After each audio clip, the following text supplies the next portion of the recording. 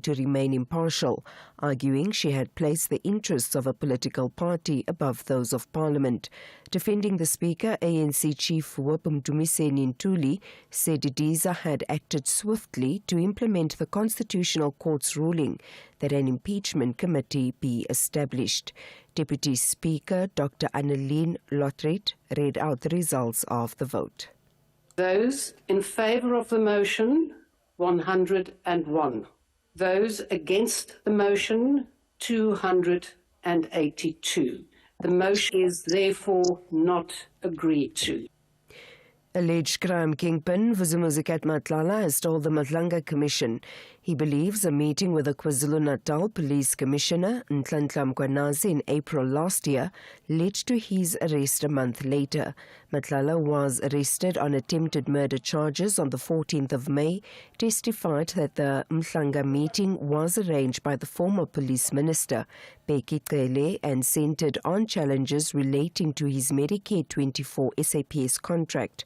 He says he also sought assistance regarding Lieutenant General Dineo Nkua, who signed the tender service level agreement. Under questioning by advocate Adila Hasim, Matlala added that other issues discussed with Mkhwanazi would be ventilated in court. Yes, we discussed other things, but those things, all of them, they are in court now. Did you mention your relationship with General Sabia? We spoke about him, yes, but like I'm saying to you, this is part of things that will be, because my discussion with General Mkhwanazi led to my arrest, so it's part of how we're going to present our case in court. So I would like not to comment on that. Controversial KwaZulu-Natal businessman Stuart Sharnik has appeared in the Pietermaritzburg Magistrates Court on firearm-related charges. The 40-year-old faces charges under the Firearms Control Act, including allegedly giving a firearm to a person who's not legally permitted to possess it. He's also accused of failing to notify the Registrar of Firearms of a change of address. His latest matter has been postponed to the 2nd of September for bail consideration. Sharnik also appeared in the Randburg Magistrates Court on Monday on 3 separate firearm-related charges, following his arrest last week on the sidelines of Fadil Adams' testimony at the Matlanga Commission in Pretoria. That matter was postponed to the 1st of next month, with the state saying it still needed further information before deciding whether to oppose bail. The ANC national leadership is still contemplating a way forward regarding its Northwest structure. This follows the expiry of the Northwest ANC Provincial Executive Committee's term of office a few days ago. The provincial structure was elected in August of 2022 in Rustenburg. The party has failed to convene an early provincial conference in March this year, in line with the resolution of the Provincial General Council held last year. ANC national spokesperson Mahlengi Bengu stressed that there's no leadership vacuum in the province, despite the expired PEC's term of office. The ANC is aware that the term of office of the Northwest PEC has concluded in line with the ANC constitution. The organization has clear processes governing leadership transitions, and the expiry of a term does not create a leadership vacuum. National officials and the NEC will determine the appropriate way forward in accordance with the constitution. The ANC remains committed to ensuring continuity, stability, and the effective functioning of all its structures. And finally, City Power says although they've reached a significant milestone in restoring supply to customers affected by a widespread outage around Johannesburg, some areas still remain without power. Affected areas in and around the Johannesburg CBD remain without power after smoke was detected from the underground cable tunnels at Fordsburg substation on Sunday. The power utilities spokesperson Isaac Mangena. Sitima would like to apologize to the residents in the inner city areas around Marshalltown, Bree Street, and also around MTN Taxi Rank, who are still affected actually by the widespread outage coming from our Ford substation. And there were some work that was still outstanding in terms of ensuring that we restore the outstanding amount of residents that were still off. The teams are busy with the work around high voltage cables. Recapping the top story, National Assembly Speaker Toko Didiza has survived a motion of no confidence tabled by the economic freedom fighters. For SAfm News, I am Anne Musa. It's a very good morning to you in your SAfm Sports Headlines Soccer. It's Mamelodi Sundowns who produced a dazzling display to beat AmaZulu 5-2 in a thrilling Betway Premiership clash. And we head to the US Open tennis action where South Africa's Lloyd Harris will take on Pablo Lamas Ruiz, and that's later today. All the details around 6:30. SAfm, guiding you through the rush hour traffic. Good morning. We start down in the Free State with a very serious fatal collision seen on the R59 just around Sasolburg. It's just on the northern side or eastern side, if you like, of the Golden Highway exit. From Sasolburg up to Vereeniging or Vereeniging down towards Sasolburg. That section of the R59 is under pressure. There's some queuing traffic. I'm not sure whether anything is getting through on that route. Maybe travel later if you've got to go Sasolburg, Vereeniging this morning from the Golden Highway side going up, if you like, or going down to the highway. Very, very slow traffic. M1 South in Pretoria, the overnight roadworks lifted. The backlog of traffic has got through there. Durban, wet weather conditions this morning. 14 mils overnight last night. Still some light drizzle around. A little bit of flooding to watch for as well. And some surface water. And watch Fields Hill in these conditions. Very easy to crash there. And Cape Town, if you're coming out of the busy Blue Downs area, a crash before you get to Westbank Main, heading towards the R300. That is starting to backlog. And AZ Berman slow this morning. Queues out of Mitchell's Plain, heading up towards the R300. With your traffic updates, I'm Rob Byrne. The National Briefing on SAfm. Clarity, context, and conversation. The National Briefing on SAfm. Weekday mornings from 6 to 9.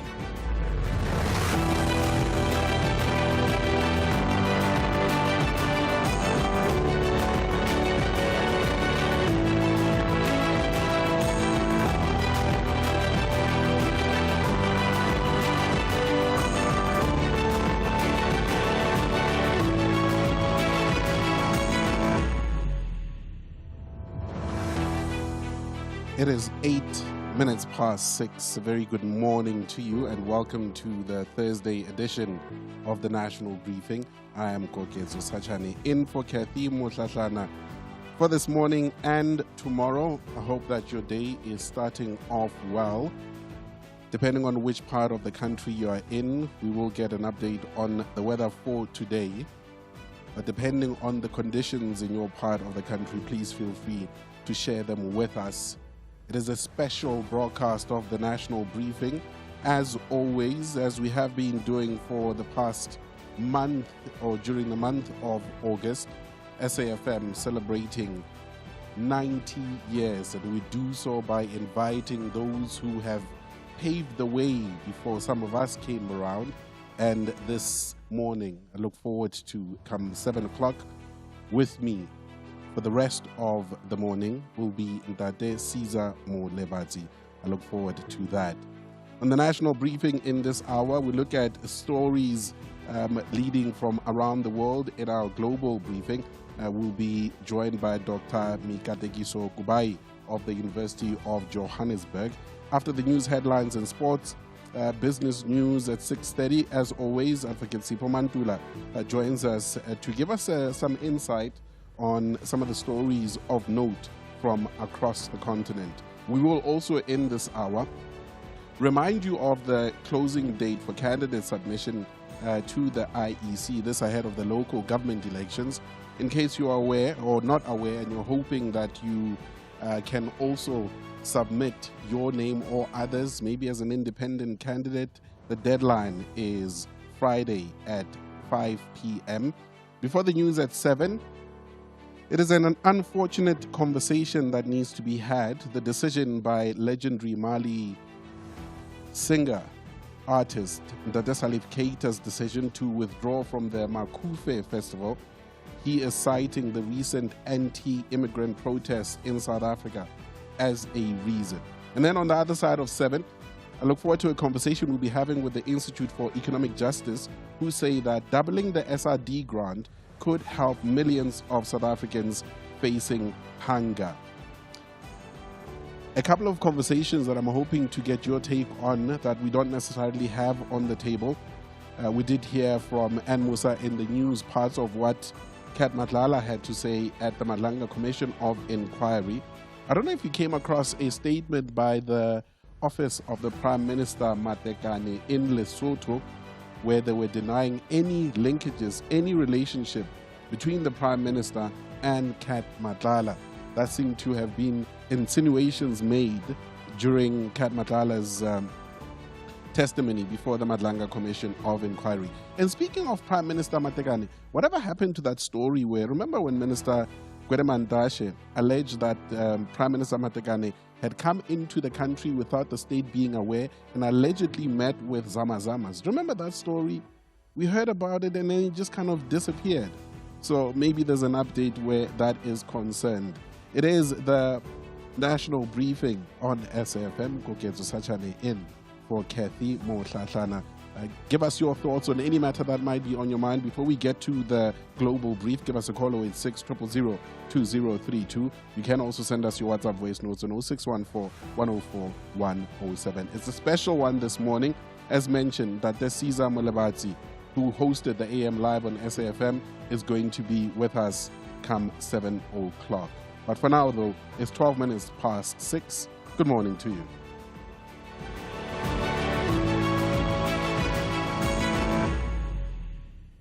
The next great story, the next unforgettable goal, the next breathtaking destination, the next blockbuster movie, they're closer than you think. With SABC Plus, the very best of S3 is only one click away. Stream live or catch up wherever life takes you on your smart TV, smartphone, tablet or laptop. Register for free today. Data cost supply, SABC Plus, because S3 is never too far away. S3.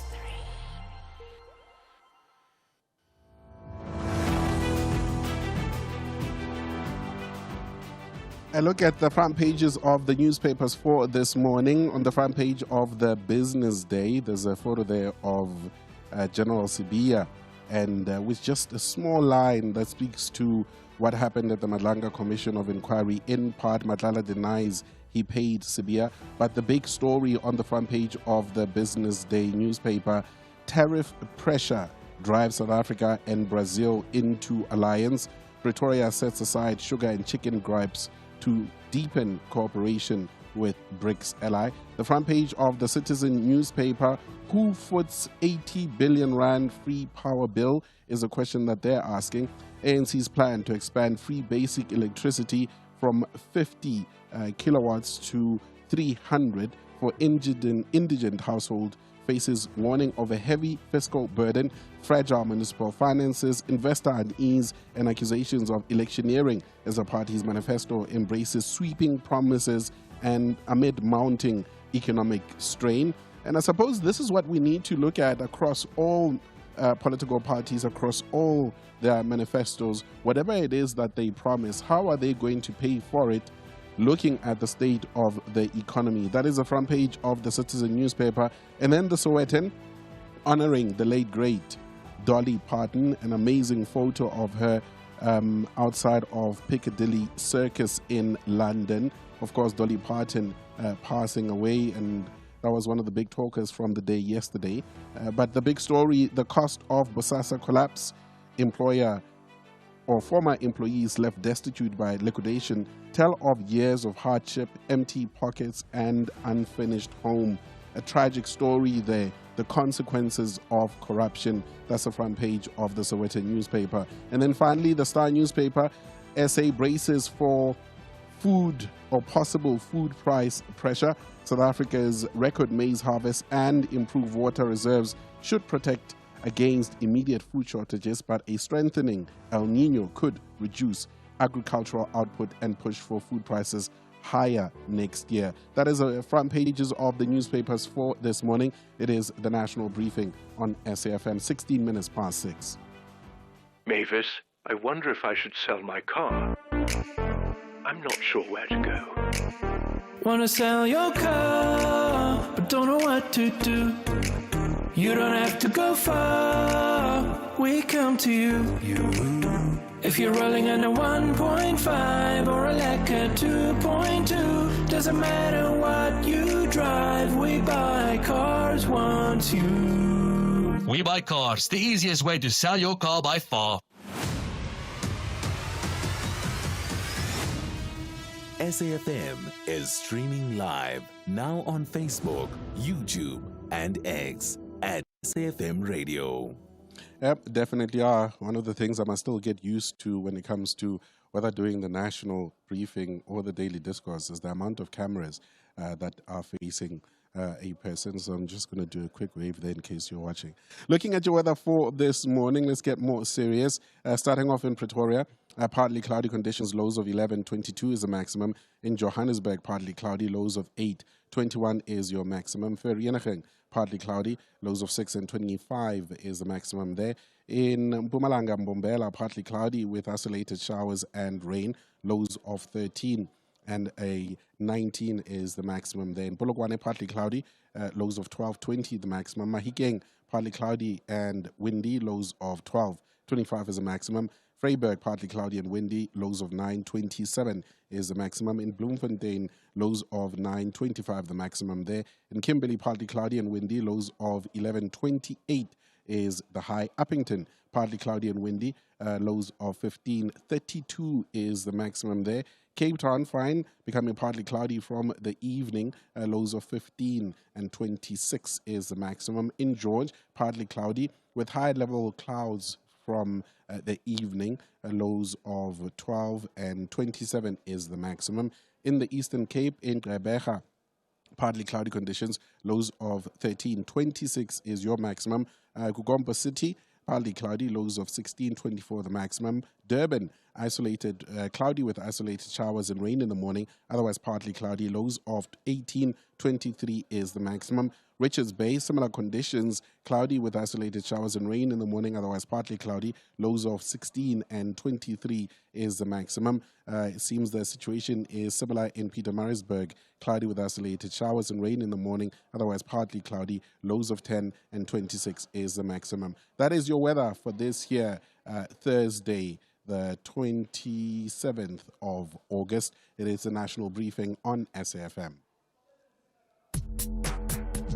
If you're active on social media and love SAfm, we hope you'll take a moment to like or follow our SAfm page on Facebook and Twitter. These are the best places to find all the guest information, conversations, and stories you love from your favorite presenters, along with regular updates from SABC News. And don't forget, you can send your questions to feedback@safm.co.za. SAfm, leading the conversation. Outsurance knows insurance isn't tested on promises, it's tested when it's time to claim. The Ombudsman, an independent body that rules on complaints, confirmed in their 2025 annual report that Outsurance had the lowest overturned ratio of complaints received. The question is, are you with the insurer that treats their clients the fairest? Outsurance delivers when it's time to claim. So why don't you switch for peace of mind? Call 08600 60 000 or visit outsurance.co.za today. Licensed insurer and FSP. T's, C's, and information online. The Global Briefing on SAfm. It is that moment, a time for us to take a look at what is happening across the world, and we're joined on the line, senior researcher of the South African Research Chair on African Diplomacy and Foreign Policy at the University of Johannesburg, Dr. Mika Tekiso Kubai. Doc, thank you very much for your time. Good morning. Good morning, my brother. How are you? I'm well. Just very interested in what's happening around the world. Interesting stories we're hearing of CIA Director John Ratcliffe, who has apparently made a rare visit to Moscow, talking to the Russian intelligence officials. It sounds like a movie.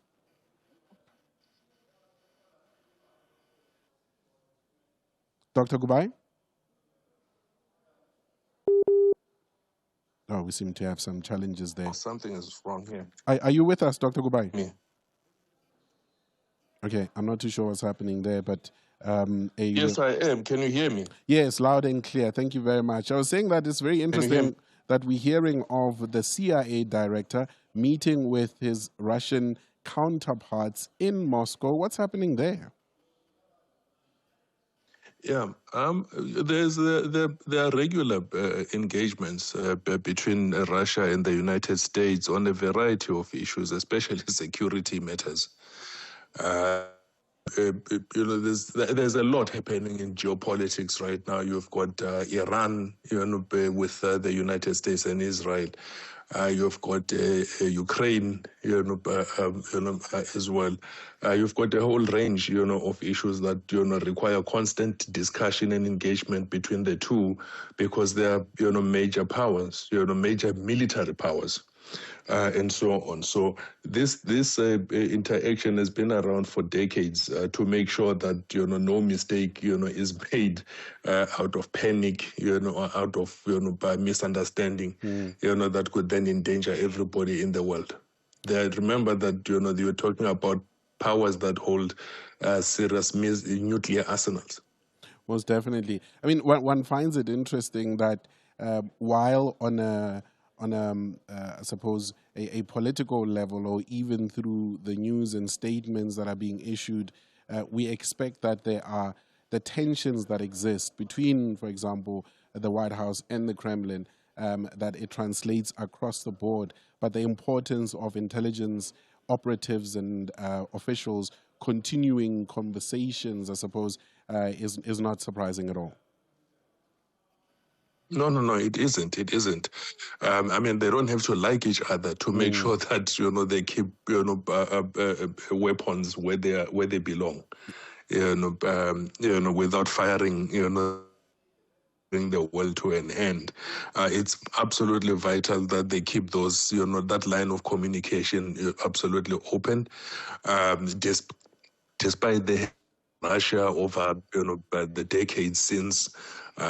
Despite all of the competition, great power competition, and so on, they still have to have that line of communication open. I mean, you have similar discussions between the U.S. and China, for instance, and with others as well. And so that line of communication is absolutely vital. And where we're seeing the benefit of that line of communication is what has unfolded in the Middle East. Iran and Oman saying that they're working towards a temporary navigational corridor through the Straits of Hormuz. This has been a long time coming in terms of these discussions.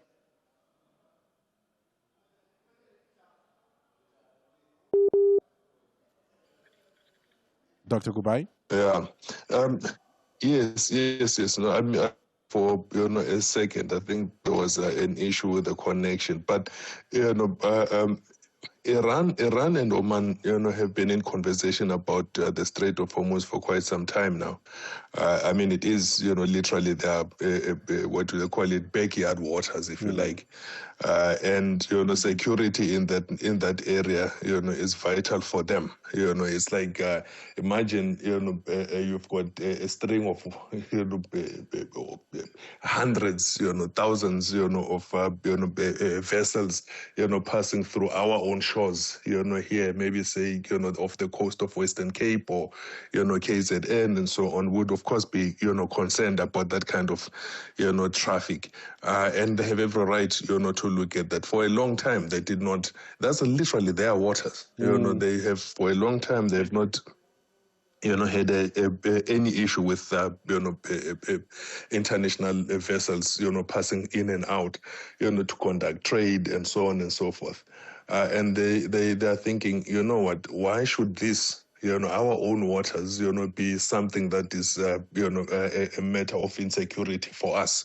Yeah. For that matter, and so on. And, they're quite interested now in, having a look at this to see. I mean, even for their own development, for a long time, for decades, Iran did not charge any fees, for the use of, that space, despite heavy sanctions, over the decades on them. And now they're saying, but, we're minding our own business, we then, get attacked, we get bombed, by both Israel and the United States.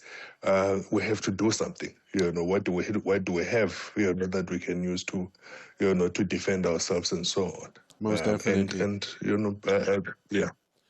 In another area, just in our final story, Dr. Kubai, the tragedy of what is a consistent issue of the state of Haiti, most recently seeing that devastating gang attack, leaving 47 people dead, and which solicited condemnation from the United States or the United Nations Secretary General Antonio Guterres. What's happening in Haiti?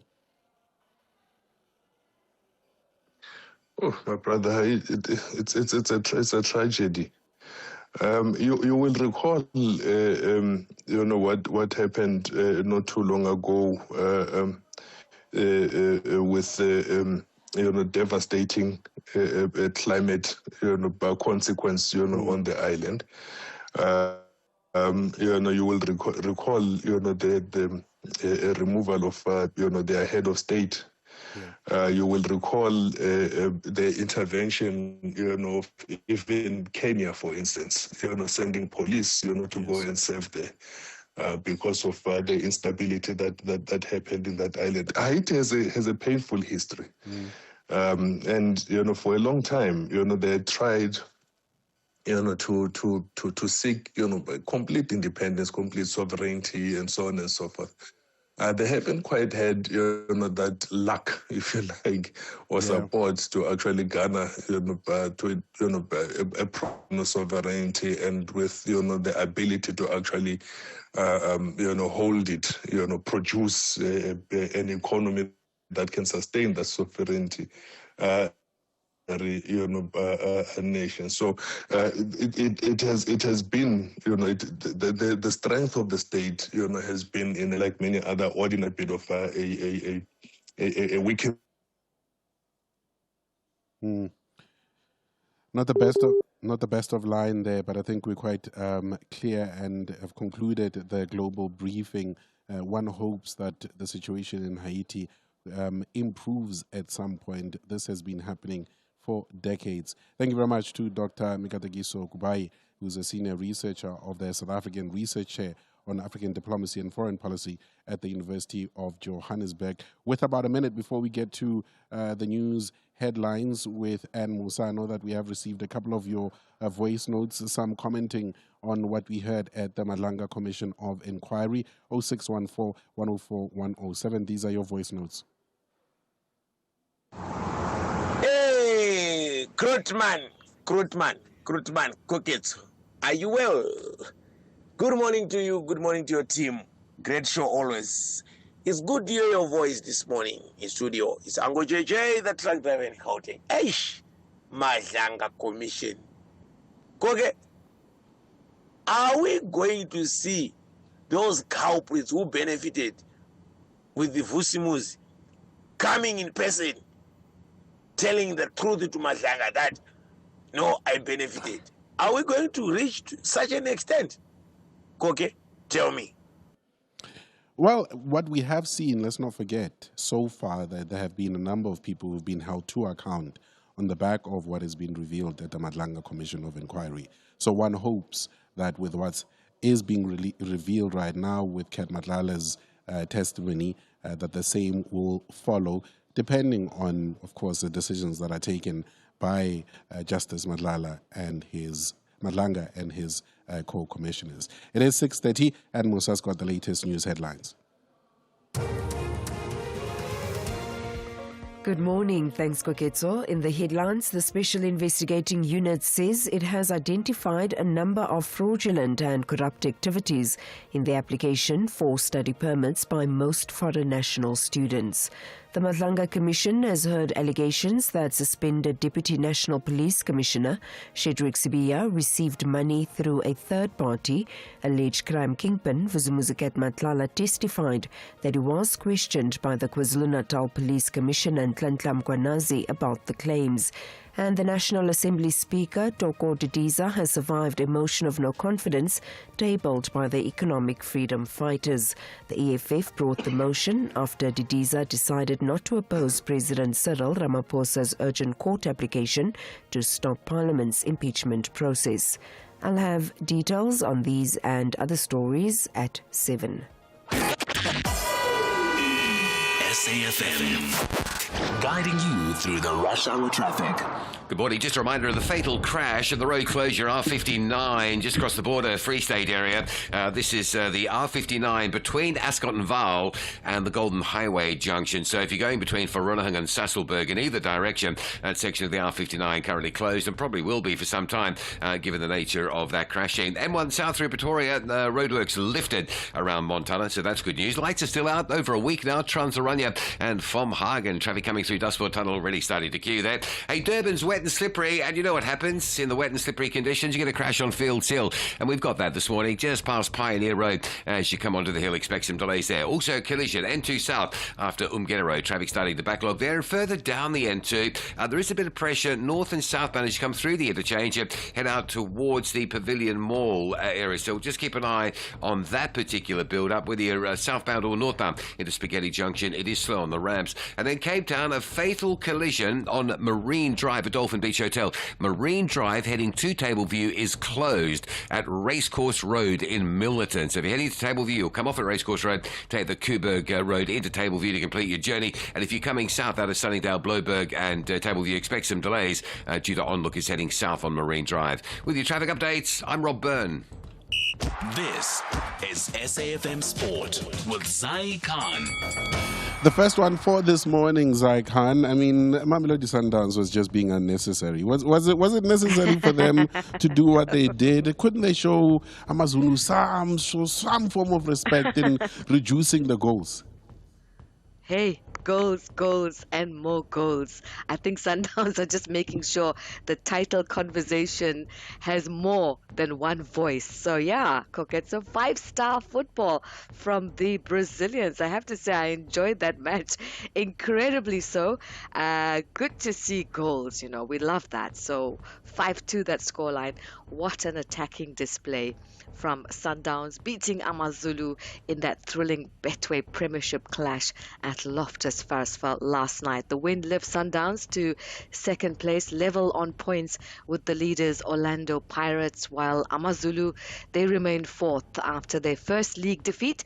Miguel Cardoso's men now turn their focus to Sunday's MTN8 semi-final second leg against Golden Arrows. They trail 1-0, and Amazulu prepare for a KwaZulu-Natal derby against Richards Bay, and that's on the 4th of September.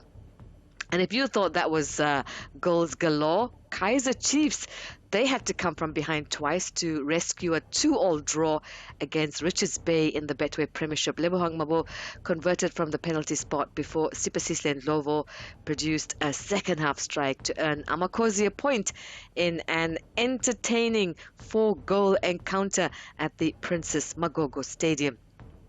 Elsewhere, Golden Arrows carried their MTN8 momentum into the Betway Premiership, beating Stellenbosch 1-0 at King Zwelithini Stadium last night. And Polokwane City and Milford FC played out a goalless draw at the old Peter Mokaba Stadium in their Betway Premiership clash. Elsewhere, the FIFA Intercontinental Cup 2026 gets underway today in Jeddah, Saudi Arabia, with Al Ahly facing Auckland FC in the opening match. Now, the fixture pits the champions of Asia against the winners of Oceania, and that's in the FIFA African Asian Pacific playoff. Now, Al Ahly qualified by lifting the AFC Champions League Elite, while Auckland FC earned their place by winning the inaugural OFC Professional League. The winners will advance to meet the CAF champions, Mamelodi Sundowns, in Pretoria, and that's on the 19th of September. In the meantime, UEFA is looked to set to withdraw its threat to boycott FIFA tournaments after receiving reassurances over President Gianni Infantino's abandoned plan to sell off World Cup stakes. UEFA had demanded two conditions: shelving the proposal and guarantees it would not be revived. With both now met, the sources are saying European football's governing body is satisfied ahead of tomorrow's meetings in Monaco. And finally, some tennis news. We have South Africa's Lloyd Harris in contention. He is just one win away from the US Open main draw. Harris takes on Spain's Pablo Lamas Ruiz in the final round of qualifying today after battling through two tough three-set victories in New York. Now, victory will secure the South African a place in the main draw at Flushing Meadows and complete quite an impressive qualifying campaign. That's your sport on the National Briefing. We will serve it up some more. Top of the hour, I'm Zai Khan. The FNB Market Brief was brought to you by FNB Business, your dedicated partner with decades of expertise building and growing South African businesses. FNB, help changes everything. The Market Brief with Ndauleng Lechela on SAfm. A very good morning to you, Ndauleng. I hope you are well this morning. Morning, Koketso. All good, all great. I hope you're well too. All is well. Just a bit fluey, but I'm drinking Lengana in between everything, so I'm good. In looking at our focus, at least for now, US inflation holding at 3.7 and also Nvidia doubling down on AI. That's right, Koketso. Before we get into that, I must say we are all feeling fluey at the moment. I don't know if it's change of seasons or what, but yeah, it's not looking good. It's not looking good. But kicking things off over in the US, the economy is showing few signs of losing momentum, but inflation remains a problem for the Fed. Its preferred gauge held at 3.7% last month, well above the central bank's 2% target, while core inflation remained sticky at 3.3%. At the same time, second quarter GDP growth was confirmed at 1.5% for the second quarter, with the economy expected to accelerate more than 3% in the third quarter. Now, that resilience gives the Fed less room to cut rates, particularly as persistent inflation risks are keeping price pressures elevated. Now, for markets, the combination strengthens the case for interest rates to remain higher for longer. And then moving over to company news, the AI boom is really becoming harder to ignore, and not just on Wall Street, but in the cost and availability of the technology businesses and consumers increasingly rely on. Now, Nvidia, which is the world's dominant supplier of AI chips, reported quarterly revenue of $96.2 billion, more than double a year ago, and expect sales to climb further. That explosive demand is also contributing to a global shortage of high-performance memory, pushing up costs and squeezing Nvidia's margins. Now, the bigger question is whether the hundreds of billions being poured into AI infrastructure will translate in productivity gains, cheaper services, and better technology, or simply a more expensive rate. Now, tracking equity markets, Wall Street ended largely flat as investors held their breath ahead of Nvidia's results. Now, those numbers were released after market close. Throughout the session, though, traders digested the Fed's preferred inflation gauge, which is the PCE figures, and an updated reading on second quarter GDP.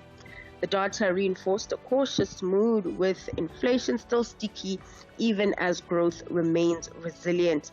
Now, that caution has given way to some optimism in Asia, where markets are mixed this morning.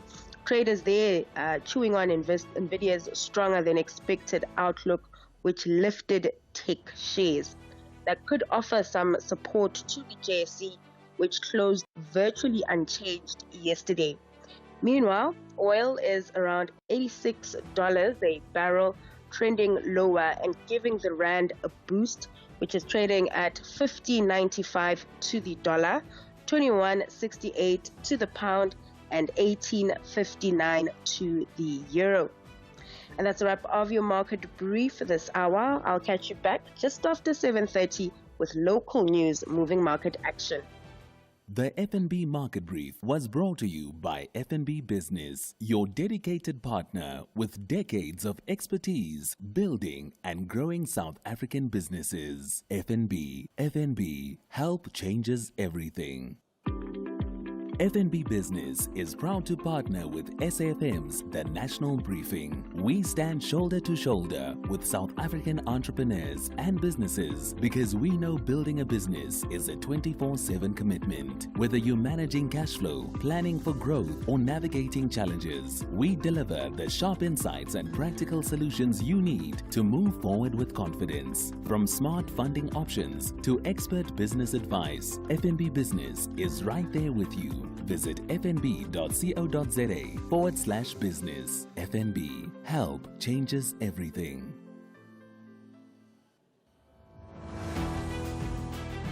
Africa in Focus with Advocate Sipho Mantula on SAfm.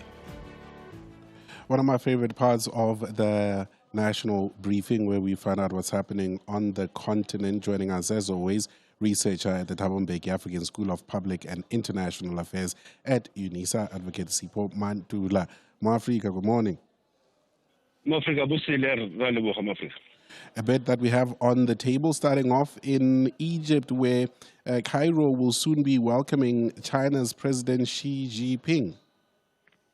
That is quite true, Koketso. And this state visit happens almost after 10 years. The last visit that was done by President Abdel Fattah el-Sisi to China was in 2014. Now, the visit has not been clearly outlined when, but he will be visiting in the coming days, and that will be engaging with Egypt on issues of mutual interest. They will discuss obvious, regional issues, international issues of conflicts, and also look at the issues of their economic growth in terms of textiles, minerals. And this visit is very key, as you will recall. Both countries, not recently, they went on what they called a joint air exercise. They call it the Eagles of Civilization. Now, the trade and industry of Egypt saying that their bilateral trade with China in 2025 was almost 19.5 billion. So very interesting dynamics between China and Egypt. As we said, Xi Jinping will be in Cairo. All right, and in looking at Guinea-Bissau, it was not too long ago where we saw that coup, and then the country heading towards elections, and it seems as if there are some preparations that include a referendum on a new constitution. That is quite true, because remember the coup that happened in November, a coup or not the coup of Umaro Cisco Embalo, and now you are still having an interim general, Ntama, who's also holding. But on Sunday, they are going for the referendum on the constitution. What are the key issues that will come out, Koketso, from this constitution is to give the president powers to appoint and dismiss the prime minister and the cabinet, create or abolish what they call ministers and the chair of council of ministers. The president can also dissolve the parliament, so in the event where there's a grave political crisis. The other issue that I saw in their constitutional amendment in this referendum is to reduce the parliament from 102 seats to 65. Others are not happy with this, but they are saying, will it bring constitutional democracy in Guinea-Bissau? More so that, like I said, you still have an interim general who's holding the power. They've not yet spoken about the elections. They're on a constitutional referendum, and that's why we'll be looking closely on Guinea-Bissau. Speaking of holding power, it seems there's attempts to extend the hold on power in Uganda in particular. The son to the current president, Yoweri Museveni, who is the country's military chief, saying that he's going to be running for president. Effectively, when his father is done, he wants to just carry on from there. That is quite true. I used to say to Lasizwe, I said, in the name of the father and the son, in terms of politics, not becoming blasphemous, Koketso, in the early hours of the morning. Here now you find Muhusi going on the Peter Street yesterday saying, no, next presidential elections come 2031, I will be standing for the highest office in the land. And he uses the power of God again. He says, I will win by the grace of the Almighty God. Like I said to you, his father, Mzee Yoweri Museveni, got 90% last year, and you remember Muhusi spoke about, I'll be the vice president, and people said, no, you belong in the barracks. Yeah. His father is almost 81 years. He got into power in 1986. He got the 7th term in January 2026. But his son now, going to that mantra that I've said, in the name of the Father and the Son, that's very problematic in our electoral politics in the African continent, where you find that they've made presidential position as if it is monarchy. It's like the king has to inherit. The son of the king must inherit it. Let's wait and see how will Bobby Wine respond to this interest and this dream by the son of Museveni. And finally, Mwafrika, in our historical archives, Gerrit Viljoen, the former apartheid-era Minister of Constitutional Development, he made a significant announcement on this day in 1990. That is quite true, Koketso. 36 years ago, the then apartheid minister mooted for what he said is a proposal for a new constitution, and that he was already saying that by 1991 it must be completed within 2 years. And we recall that this was the time where the ANC wanted a transitional government, Koketso, and that's where we had what we call the TEC, the Transitional Executive Council, that pushed between 1991, 92, 93, and we have the Constitution of 93. The then Democratic Party and Inkatha Freedom Party wanted the National Party to still stay in power, Koketso, but the pressure that was coming from Addis Ababa, from the Organization of African Unity, was exerting pressure to the then apartheid government that move quickly to finalize the constitution, or you will face sanctions or exclusion from the OAU. Very interesting moments, Koketso, when you think of our constitutional journey in this country, that the apartheid National Party was still holding us with their thinking, but like I said, there was pressure from the African Union, or the Organization of African Unity by then, which is the AU. Asante Sana Africa, as still leading the Trouvation, SAfm observing the Women's Month. Thank you very much. Durban, the promenade is calling and the purple wave is taking over the East Coast. It's time to lace up for the Hollywood Bets Durban 10-kilometer road race on Sunday, 30 August. The race covers the beautiful tour of the city, combining urban streets, scenic coastal roads, and stunning beachfront stretches with views of the Indian Ocean. Catch all the action live on SABC2 and SABC Plus from 7 a.m. on Sunday, 30th of August. The Hollywood Bets Durban 10-kilometer road race, brought to you by SABC Sports.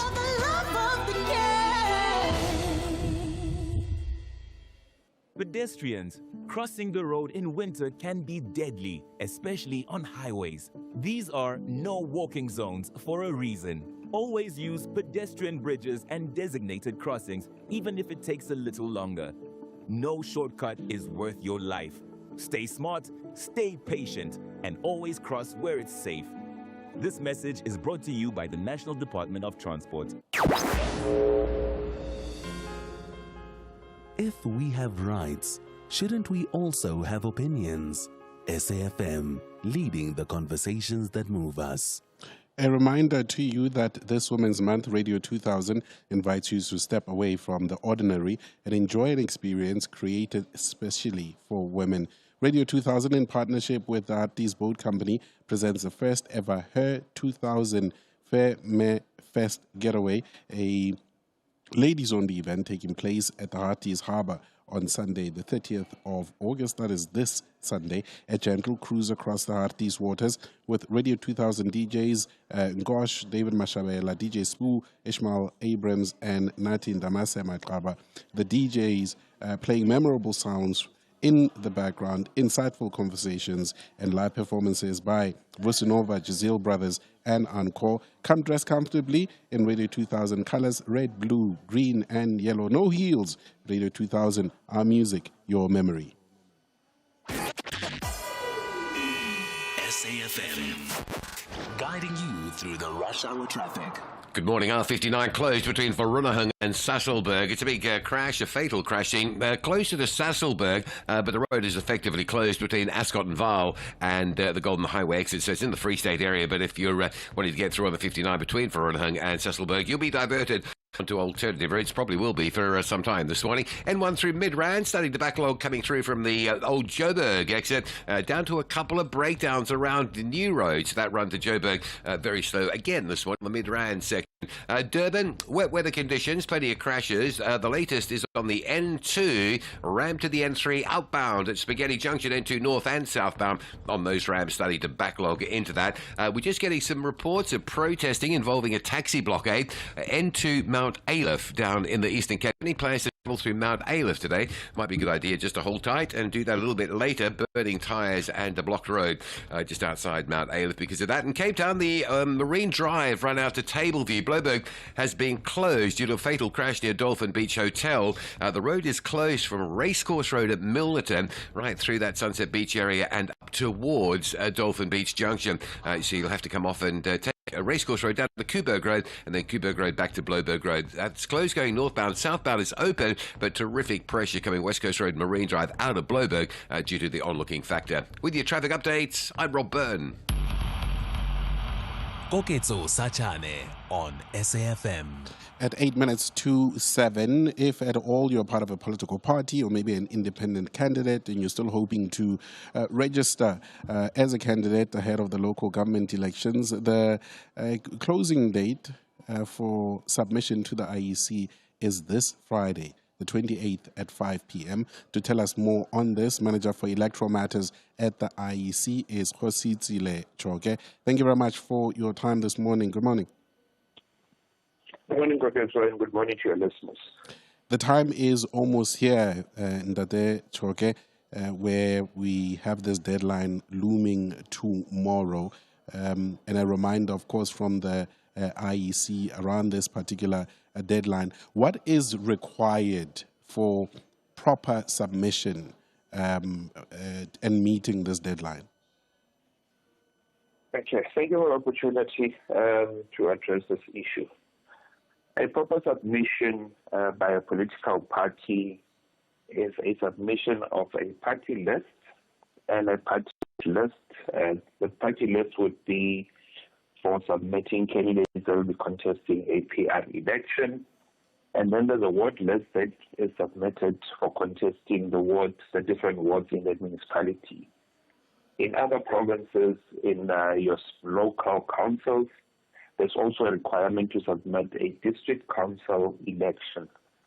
Parties are also required to pay a deposit depending on the municipalities. In a metro, the deposit is 4,700, and that covers both the PR and the ward elections. In a local council, it will be 2,800, and that also covers both PR and wards. In a district council, because there's only a district election, the deposit is 1,800 for each district municipality. Independent candidates would pay 1,800 and are required to submit a list of acceptance of nomination and a list of 50 supporters supporting that independent ward candidate.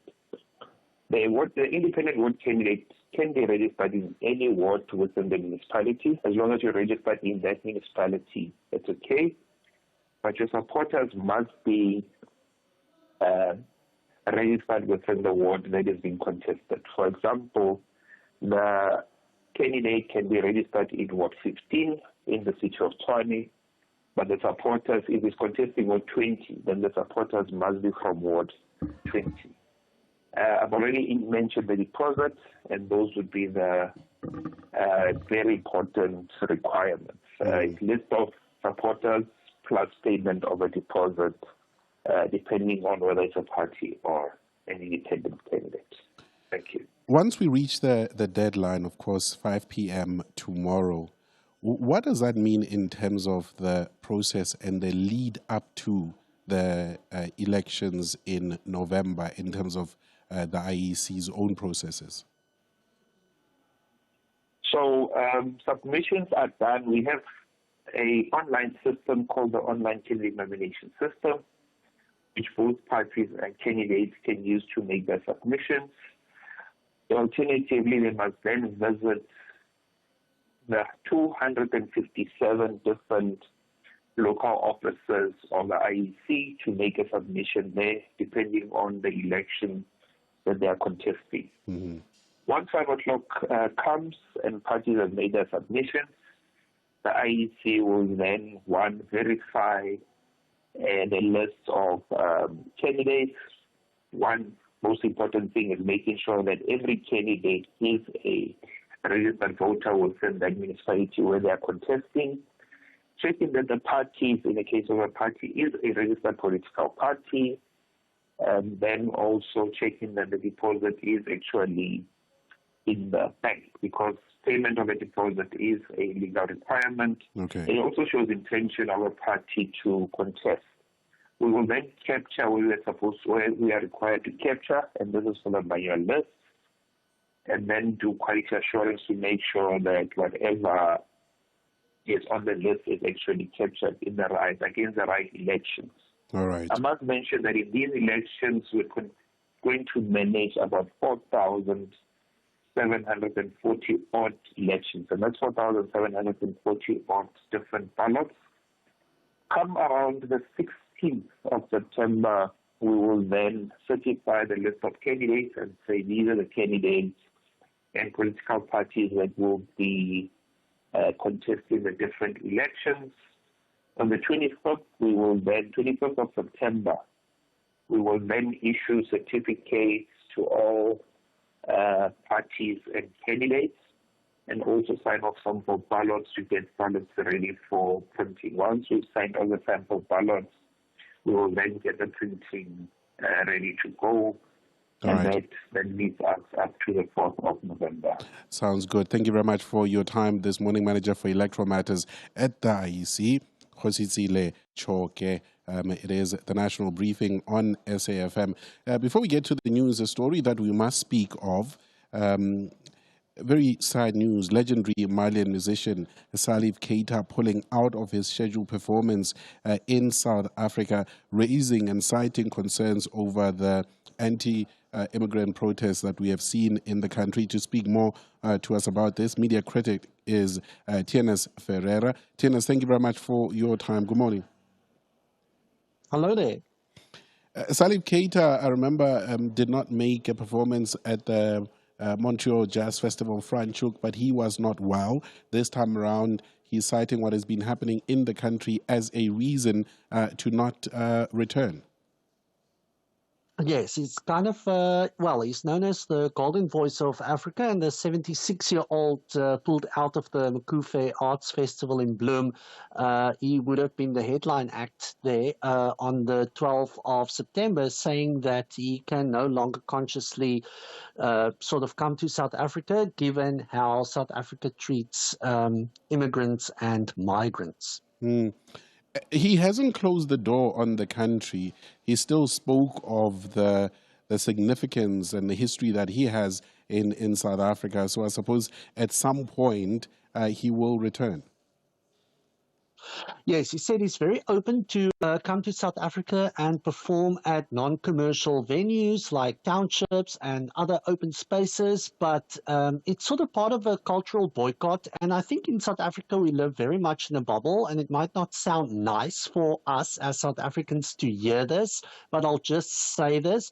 To the rest of Africa, and I've traveled to many African countries, their perception, rightly or wrongly, is that South Africa is sort of now in the way that we see America or the USA, very resistant to the rest of the world, very closed off to immigrants and visitors and tourists, and that's sort of the feeling that the rest of Africa have against us. It's not a nice thing to hear about your own country, but that is what they're saying, and however we manage this whole process or this whole issue, the rest of Africa sees us as acting like a United States of America in Africa, and they don't like it. they don't like what they see, and sort of what he has now done has been simmering for quite a number of years. There's a lot of other artists who have pulled out of lots of performances and are visiting South Africa, and also the door is being shut to various South African artists and groups who have been cancelled, quote unquote, and physically from performances elsewhere in many other African countries. We hope that it changes at some point. Thank you very much for your time. Media critic Tinas Ferreira. It's 7 o'clock, time for the latest news with Ann Musa.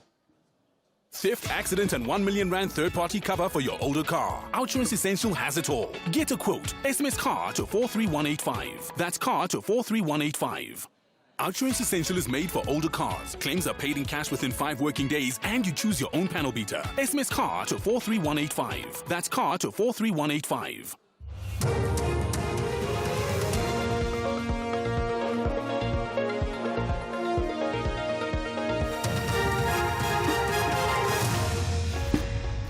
In our top stories, SIU flags widespread fraud in study permit applications, and National Assembly rejects no confidence motion against DISA. Good morning. The Special Investigating Unit says it has identified a number of fraudulent and corrupt activities in the application for study permits by most foreign national students. The unit was briefing the Portfolio Committee on Higher Education. The Acting Chief Operations Officer, Zotwa Sebi, says some of the foreign national students are registered at tertiary institutions that do not even exist. Some institutions are not even registered institutions with the Department of Higher Education. Some institutions, Chairperson, are not even existing. And then upon expiry of the study visas, most of the foreign nationals, they will apply for change of statuses to either to other temporary visas each. They will use the retired visas or visitors visas to continue. The Matlanga Commission has heard allegations that suspended Deputy National Police Commissioner Shedrick Sibiya received money through a third party. Alleged crime kingpin Vuzumuzikat Matlala testified that he was questioned by the KwaZulu-Natal Police Commissioner Nhlanhla Mkhwanazi about the claims. Matlala, who remains under subpoena, told the Commission that this information about the alleged payments did not come directly from Sibiya. However, when Commissioner Sandile Kumalo asked him to identify those involved, Matlala declined to provide names, saying doing so could affect his legal strategy in a pending court case. And you say, yes, there are, but I don't want to mention. And that's why I'm saying my takeaway from that is the issue is not you incriminating yourself. You've already admitted that to Commissioner Baloy. The issue seems to me is you don't want to criminate those people that you know are allegedly giving money to General Sibi. That's how I see it. And I don't speak for my co-commissioners. The case against Ndoda Nachuma, who's wanted in the United Kingdom for the alleged murder of his wife and 2 daughters, is expected to return to the Johannesburg Magistrates Court this morning. Chuma is sought by British authorities in connection with the deaths of his wife Zandile and their daughters 15-year-old Natalie and 5-year-old Nala, who were found dead in the UK last month. He was arrested in Kensington in Johannesburg a few days later, where he was allegedly found with a firearm. The 45-year-old IT specialist also faces an unlawful possession of a firearm charge.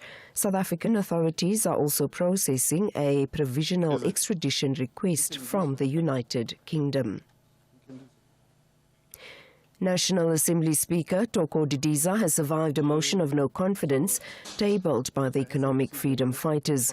The EFF brought the motion after Didiza decided not to oppose President Cyril Ramaphosa's urgent court application to stop Parliament's impeachment process. During the debate, EFF leader Julius Malema accused Diza of failing to remain impartial, arguing she had placed the interests of a political party above those of Parliament.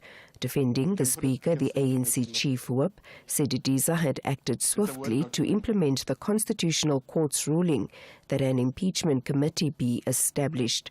The Deputy Speaker, Dr. Annalene Lotriet, read out the results of the vote. Those in favour of the motion, 101.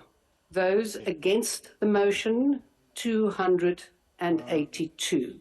The motion is therefore not agreed to. And finally, new data released by Stats SA shows that the total number of business liquidations dropped by more than 23% year-on-year in July, falling from 311 cases to 239. Over the 3 months ending in July of this year, total liquidations also dropped significantly down to 710 from 825 in last year. Stats SA's principal surveys the statistician, Onika Mushwana, breaks down the numbers. The number of business liquidations in the South African economy decreased by 23.2% year-on-year in July 2026. This represents a decline of 72 liquidations from a total of 311 in July 2025 to 239 in July 2026. Recapping the top story, the Special Investigating Unit says it has identified a number of fraudulent and corrupt activities in the application for study permits by most foreign national students. For SAfm News, I am Anne Musa. Outsurance is in the business of saving you money on your car insurance premium. If they can't, ask for 500 Rand. SMS out to 30754. That's out to 30754. Outsurance will go out of their way to try and save you money on your car insurance. If they can't, ask for 500 Rand. SMS out to 30754. That's out to 30754. Your weekend football is sorted on SABC. Friday at 20:30, Bayern Munich faces VB Stuttgart in the Bundesliga, live on the SABC Sport Channel on DTT, OpenView and SABC Plus. Saturday at 4, Bournemouth take on Everton in the Premier League, live on S3. The MTN semi-final leg are live on SABC 1. Sekhukhune United facing Orlando Pirates, followed by on Sunday by Mamelodi Sundowns against Golden Arrows. 4 massive fixtures, one football weekend, live on SABC Sport for the love of the game. There is also, of course, a reminder that Outsurance knows insurance isn't tested on promises. It's tested when it's time to claim. The Ombudsman, an independent body that rules on complaints, confirmed in their 2025 annual report that Outsurance had the lowest overturned ratio of complaints received. The question is, are you with the insurer that treats their clients in the fairest way? Outsurance delivers when it's time to claim. So why don't you switch for peace of mind? Call 08 600 60 000 or visit outsurance.co.za today. Licensed insurer and FSP, TCs and information online.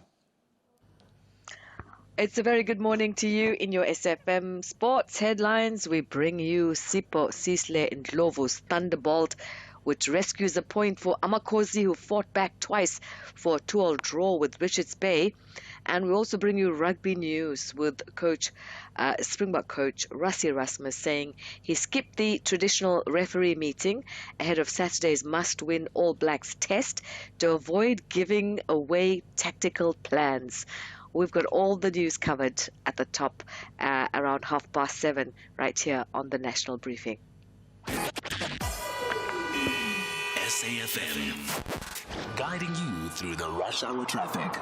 Good morning, Pretoria. First up, still no traffic lights. Trans-Orania and from Haga, the run down through Dustmore Tunnel stays heavy. It's been like that now for over a week. The M1 South, one broken down vehicle left just after Olifantsfontein. A bit of pressure with queue back to Samrand. The M1 North Bay is Nordia to Winnie Mandela, looking very slow. And if you're going Vaal down towards Free State, 59 remaining closed between Ascot and Vaal and the Golden Highway due to a fatal crashing. Lots happening in Durban this morning due to wet weather conditions. Crashed on the M19, vehicle off the roadway highway there, just after Otto Follick as you head out towards Dunkeld Road. There's been a crash on the N2 southbound, just after Inanda Road. There's another crash on the N2, rams to the N3 outbound, and Spaghetti Junction, north and southbound. Backing up to that, the southbound side queues back to Umgere Road just to get off the N2 and turn into that particular crash, and a big multi-vehicle pile-up on the M4 approaching Umhlanga Rocks Drive. Motorists coming from Belito getting to about Sibaya and then stuck in a real heavy backlog. Cape Town, major crash this morning, closing down the Marine Drive option from Milnerton through to Tableview. It's a big crash between Sunset Beach and Dolphin Beach Hotel. The road is closed. You'll be diverted off at Racecourse Road and shipped up the Kuberg Road. Motorists coming out of Bloberg having a look at it, and that's causing a major delay on the way towards Milnerton, and a crash on the N1 into town just before Monte Vista, queues back to Plattekloof Hill. With your traffic updates, I'm Rob Byrne. The National Briefing on SAfm. Clarity, context, and conversation. The National Briefing on SAfm. Weekday mornings from 6 to 9.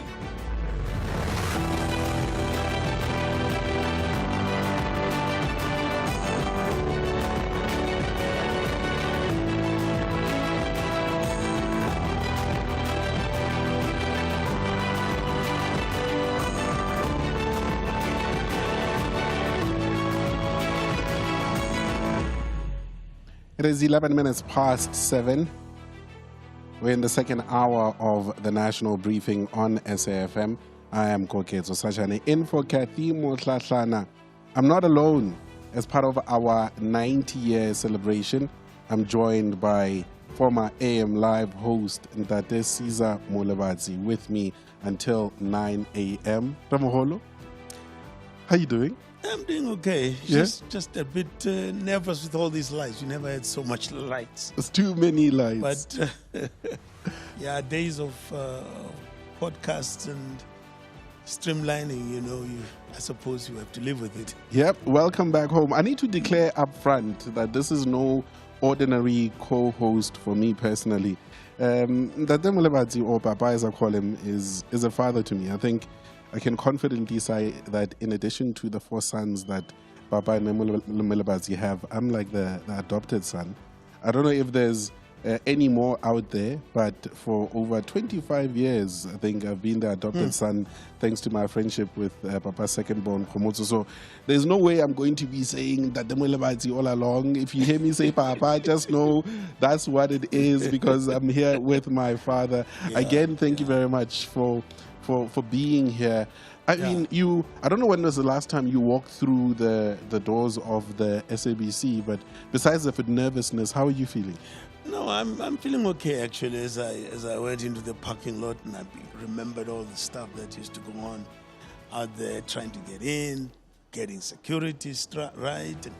And you remember my very first radio program here, it was during the Peace Secretariat times, when I used to do Peace Radio downstairs. Wow. And and then in those days, security was very, very strict. I mean, you didn't just pass, but it's good to be here. It really is. It brings a lot of memories back.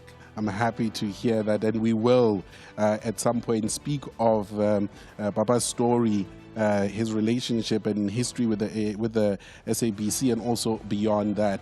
But on the national briefing this morning, in the next few minutes, we'll link up with SABC News reporter Sibahle Mota to find out what happened at the Malanga Commission of Inquiry yesterday. Also, political killings seem to be spreading across the country. A deadly shooting that happened in Nice. Now we'll be in conversation with former Western Cape Police Commissioner Dr. Leonard Max. And then also, did mention in the previous hour, the Institute for Economic Justice calling for the doubling of the SRD grant, saying that it could help millions of South Africans facing hunger. Those are just some of the conversations that myself and Ntate Caesar Molebatsi will be having between now and 8 a.m. It is a national briefing on SAfm, 14 minutes past 7. Smart business decisions save money. Switch to Outsurance Business Insurance and you could get a massive 20% discount on your business insurance premium. Here's JC from Blonde Hair Studio. I was with my previous insurer for many years before switching over to Outsurance Business Insurance. I'm really happy with the premium I'm paying now, and switching was definitely one of the best decisions for my business. Get a quote to switch and save today. Visit outsurance.co.za or call 0800 60,000. Licensed insurer and FSP. TCs and information online.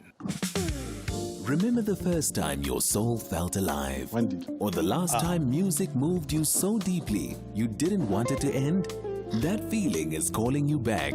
You're officially invited to come experience soulful performances from global icons Kamasi Washington, Temba and Africam Kize, Nubaya Garcia, Ibrahim Malouf, Judith Supuma, Angelique Kidjo, Ndabo Zulu, Melanie Skolch, Flowetry, Taniswa Mazwai, and 40 world-class acts. 4 incredible stages of the Santon Convention Center. 1 unforgettable experience at the Standard Bank Joy of Jazz, 25th to 26th September.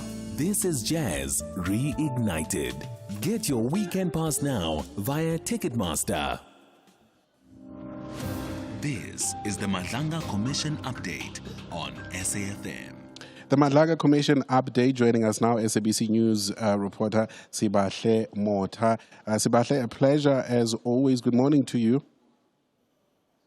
Good morning to you, Koketso, and good morning to the listeners. I'm not alone this morning. I'm with the legendary Caesar Molebatsi. We heard Vusmusi Kat Madlala's continued testimony at the commission yesterday, Sibahle. What were the main highlights from what we heard yesterday?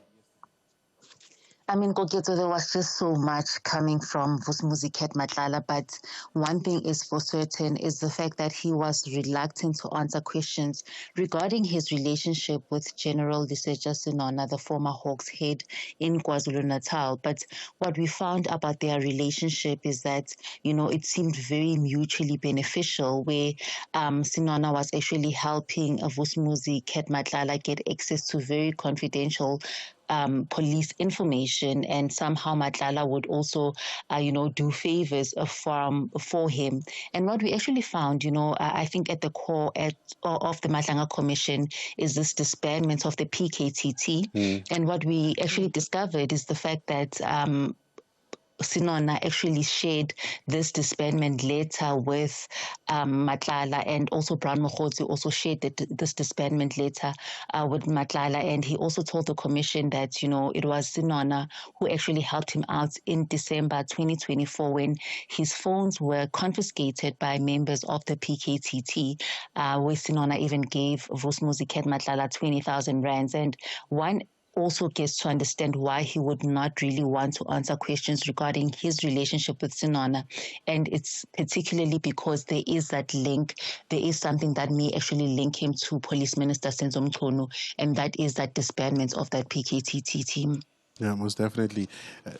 Yeah, it's very, as we watch and as we listen, it really is becoming so complex, and one doesn't know when the story is going to end. But what is just the demeanor in that commission office or hearing room? What is the feeling of the people there? Is there angst? Is there saying, no, man, don't let him go there, let him go this route? What actually is the feeling there?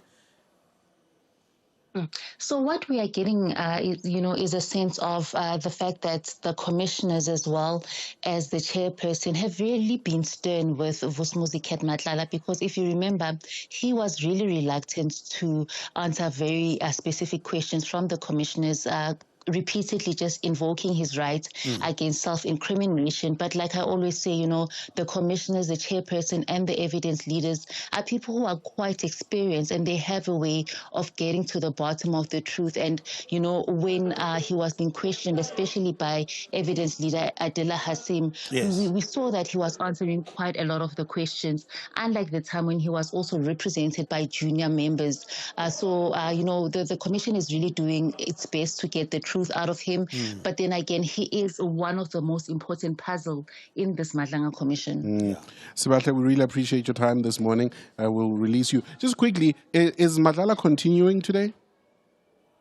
No, he's not continuing. We are expecting somebody new, but he's still under subpoena and will be returning to the commission at a date that will be announced. All right, SABC News reporter Sibahle Mota. It's 19 minutes past 7. It's the first elimination challenge of the Tastemaster Junior, this Sunday evening at 7 as the bottom 6 take a culinary trip to Central America. It's a fiesta in the kitchen as they learn how to make their own tacos, along with all the trimmings. Who will bring the heat and who will be the first young chef to be sent home? Find out on the Tastemaster Junior, Sunday at 7, repeat Saturday at 4:30 and Sunday at 3:30, only on SABC2.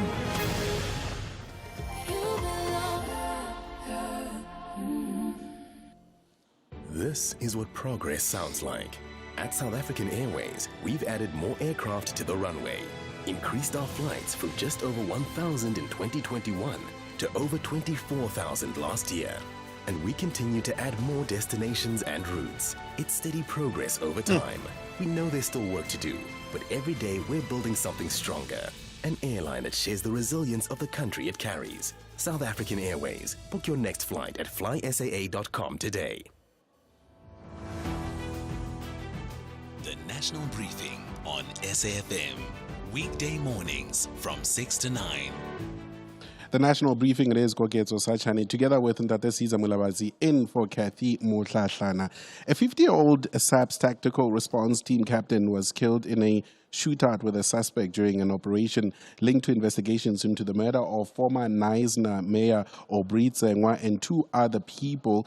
This has raised a lot of concern around political killings and the safety of those investigating these crimes. Dr. Leonard Max is former Western Cape Police Commissioner who joins us now on the line. Dr. Max, thank you very much for your time. Good morning. Good morning. What is happening? I mean, as a country, we are in a very uncomfortable way used to seeing political killings in areas such as KZN. There's also been in parts of the Eastern Cape. Is this a new phenomenon in the Western Cape, or has this been the norm in that part of the country as well?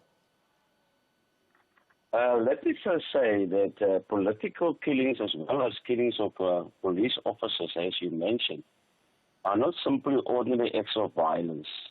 They are an attack on democratic order and the rule of law. And the consequences extend far beyond the individual. It creates a climate in which people begin to believe that violence is an acceptable way of resolving political and economic disputes. And on the other hand, it is also important to mention that when police officers investigate these political killings, they are at risk, and they must know that government got their back in order to do their work. That means that they must be provided with the necessary tools to do their job. And they must also, as police officers, must also receive the necessary protection.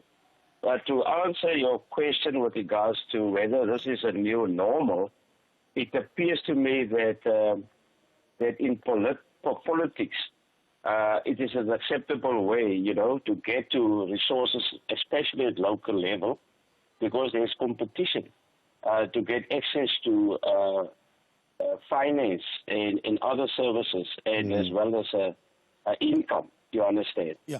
So it becomes increasingly difficult and very risky to be in politics. Dr. Max, do you find, this is Caesar here, do you find that there is a pattern to this? Is there an importation of this kind of behavior, or is it all absolutely localized with the people fighting for positions within the local sphere, or is there a pattern that is spreading and perhaps even nationwide? What we have seen in KwaZulu-Natal is that, the political killings was very rife. And there the South African Police Service, under the leadership of Lieutenant General Mkonazi, established a PKTT, the Political Killing Staff Team. Now, on face value, it appears that they are really successful in tracking down the shooters. However, only focus on the shooters and not those who actually gave the instructions, the architects of the killings. Yes. Is not going to solve the problem. So it's not only the arrest of the runners or the killers. They must follow the money and they must follow the communication in order to get to the real kingpins and the people responsible for these killings. All right. We are out of time, unfortunately, but we appreciate you making time for us this morning. Dr. Leonard Max, former Western Cape Police Commissioner, looking at the latest in killings of a police officer and the broader discussion around political killings in the country. Koketso Sachane, of course, together with Ndata Caesar Molebatsi, in for Koketso Sachane, as SAfm continues to celebrate 90 years of this important institution. It's 7:25. Koketso Sachane on SAfm. Some very disturbing statistics, Ndata Molebatsi. Statistics SA releasing the 2026 national poverty line, with the food poverty line now standing at 868 rand per person per month. These figures renewing calls to increase the social relief of distress grants, which currently amounts to just 42.6% of the food poverty line. We're joined on the line by Sianda Baduza, who's the basic income researcher at the Institute for Economic Justice, who've called for a doubling of the SRD grant. Sianda, thank you very much for your time. Good morning. Morning, and thank you for having me. Thank you. We're talking of 868 rand per person per month. How do we understand what the food poverty line is? So the food poverty line is essentially, you have to think of it as the amount of money that someone would need if they just spent all of their money on food. So it would just get them the basic, like most basic caloric requirements that they would need in food. So just to meet the required energy. It's not even necessarily like a figure that represents what a nutritious basket would be, or what would be the ideal like nutritious content that someone has to consume. So that 868 is just the basic amount of money that someone would need, and assuming again that they would just be spending all of that money on food in order essentially to stay alive. That is incredible, actually. But it seems to me that that kind of figure is quite unstable, going up and down. Is it going to stabilize at a particular time in the near future to say this is how much precisely would be enough? No, so I wouldn't say it stabilizes exactly, because what happens is it gets adjusted with inflation.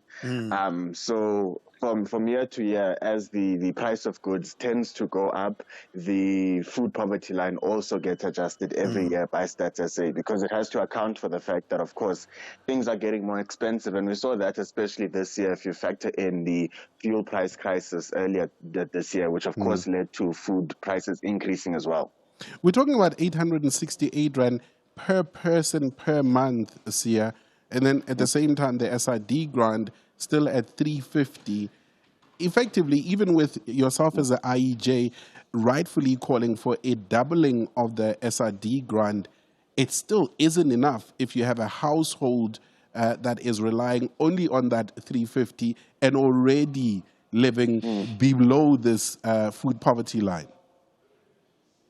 Exactly. Even at 370 rands, doubled would still fall below the poverty line. But I mean, I think, yes, it is, I guess, a more conservative ask, if it can be framed that way, because I know many people wouldn't see it as that, because doubling the bill of the grant would take it from around 37 billion to around 70, and it still wouldn't be enough. But I think it would still be a meaningful increase for many people. Because if we look at the SRD from its introduction, it was 350 rands, and it was kept at that 350 rands for around 4 years.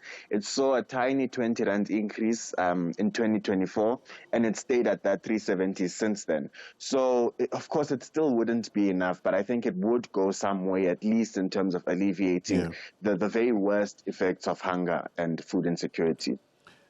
Well, what really I'm trying to get at now is what you're giving us in terms of what you're asking for the doubling is really a warning signal to say it's just going to get worse unless something more long-term, unless something more serious is done. Because if you say we couple this to inflation, already it being below the food poverty line, it seems to me that we really are facing a serious future here. Yes, we are. I think we definitely are, because I think it needs, like, poverty alleviation. I think needs needs more targeted interventions. I think it needs, like, deeper thought in the policy. It can't just be considered as like a byproduct of economic growth, for example, because I mean the direction can go either way. Like, I think poverty is expensive. Poverty impacts things like people's ability to work, children's ability to focus at school, for example. So it goes both directions. So if we want to alleviate poverty, we need strategies that actually target it. It can't just be considered as a byproduct of economic growth, because I mean growth as well can be growth that doesn't necessarily affect poverty alleviation if it maybe is driven by like financial gains, for example. So yeah, we are out of time, and I think there's a need for a deeper conversation on this matter, especially on the matter of the consequences of what we are faced with, and in not heeding these warnings, in not heeding these suggestions, what does it mean? We appreciate your time this morning. Sianda Patuza is a basic income researcher at the Institute for Economic Justice. It is 29 minutes to 8, and Musa standing by with the news headlines. Good morning. Thanks, Koketso. In the headlines, police are investigating the murder of a 17-year-old boy who was shot dead in an alleged gang-related attack in Philippi on the Cape Flats. A 35-year-old woman was also seriously wounded in the attack. Suspended EMPD Deputy Chief Julius Mkwanazi and 5 others are expected to continue with bail application in the Brakpan Magistrates Court today. The 6 accused face charges of murder, robbery and defeating the ends of justice, among others. And the Special Investigating Unit says it has identified a number of fraudulent and corrupt activities in the application for study permits by most foreign national students. The unit was briefing the Portfolio Committee on Higher Education. I'll have details on these and other stories at 8. SAfm, guiding you through the rush hour traffic. Good morning update. The R59 staying closed between Vereeniging and Sasolburg. That's a fatal collision scene there. The crash just closer to Sasolburg, but it's closed the road between the Golden Highway junction and the Ascot on Vaal exit on that section of R59. Full closure to and from Vereeniging to and from Sasolburg. Joburg this morning, N1 North from Beyersdorp up towards William Mandela on the way up from Randburg to Fourways looking slow. Mike 1 today from Boysons all the way through to about Melrose is very slow. N1 South through Midrand looking generally not too bad. There is a breakdown around Olifantsfontein slowing things up, but it looks like it's probably been moved to the side. Durban, pretty treacherous if you're not careful how you're going. Plenty of crash scenes this morning on wet and slippery road conditions. One going into New Germany in Pinetown on the M19 near Otto Follick. N3 inbound Pavilion Mall through to Spaghetti Junction and through the interchange down towards Sherwood is very busy. Some flooding on the Southern Freeway between Durban and Umbilo, and a crash on the Ruth First Highway coming from Sibaya down towards the Mhlanga Rocks Drive junction, and that traffic on the way to Durban is quite heavily backed up. Cape Town collision Baden-Powell Drive at Strandfontein Road slowing things up. Also the West Coast Road, or going towards the West Coast Road on Marine Drive, is closed between Racecourse Road at Milnerton and Dolphin Beach Hotel due to a fatal crash. Traffic diverting out to the Kuberg Road off that Marine Drive, and if you're coming out of Tableview Bloberg, it's very heavy traffic passing that scene on your way towards Milnerton. With your traffic updates, I'm Rob Byrne. This is SAfm Sport with Zai Khan.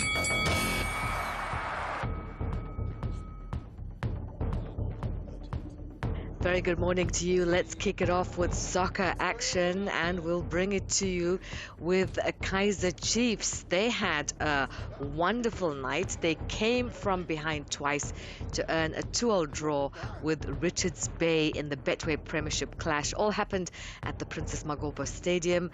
Ngabasulu struck twice for the host, while Lebogang Mabo leveled from the penalty spot before Sipasisle Ndlovu rifled home that superb 77 87th-minute equaliser to preserve Amakhozi's unbeaten start to the league season. Now, Mamelodi Sundowns, they bounced back from their MTN8 disappointment in style, thumping AmaZulu 5-2 at Loftus Versfeld to move level on 10 points with the league leaders Orlando Pirates. Brian Leon bagged a brace while Teboho Mokoena marked his return from injury with a stunning free kick as Masandawana stretched their unbeaten home league run to 32 matches.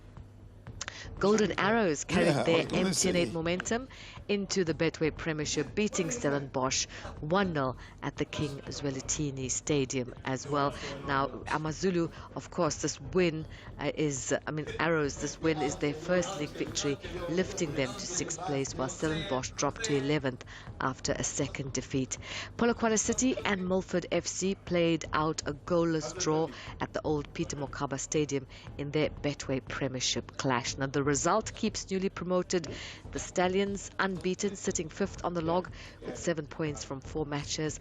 Rise and Shine moved to 10th with 5 points. Now, Sekhukhune United, they may have lost back-to-back matches to Orlando Pirates, but assistant coach Paulus Masehe believes the bigger picture remains firmly in focus. Babeda Noko returned to Orlando Pirates on Saturday for the second leg of their MTN8 semi-final, trailing 1-0. And while admitting there are still rough edges to smooth out, Masehe insists his side is growing and learning. I think from here it's just about working on those aspects of the game that we think that are lacking from our team, of which is trying to be clinical in the final third, and that can only be done at training. To try and create much better movements, to try and create much better patterns and finishing. Are we going to have time when we just go down memory lane? Because other than that, the attitude was good from the players. The application was good. So we just have to work on those small details that needs to be polished. On to cricket, and Proteas batter Deval Brevis says he's got the backing of coach Shukri Conrad to maintain his explosive style of play at international level. Conrad had previously made no secret of his admiration of Brevis's aggressive cricket. Brevis is part of the T20 squad taking on Zimbabwe and Namibia in Windhoek from this week. Yeah, it's always nice with Coach Shooks. He always backs me and wants me to play the way I play, and I always feel he's backing in that way. Consistency do come with time. When you actually find out and you just keep playing the way you play, that's how you find consistency, not by changing the way you play. That's what I've learned because I actually tried to change a bit in my younger days, if I could say it like that, although I am a bit young still. But yeah, it's about playing your way and backing it fully. That's your sport on the National Briefing. Swing back for more. Top of the hour. I am Zai Khan. The Market Brief with Ndauleng Lechela on SAfm.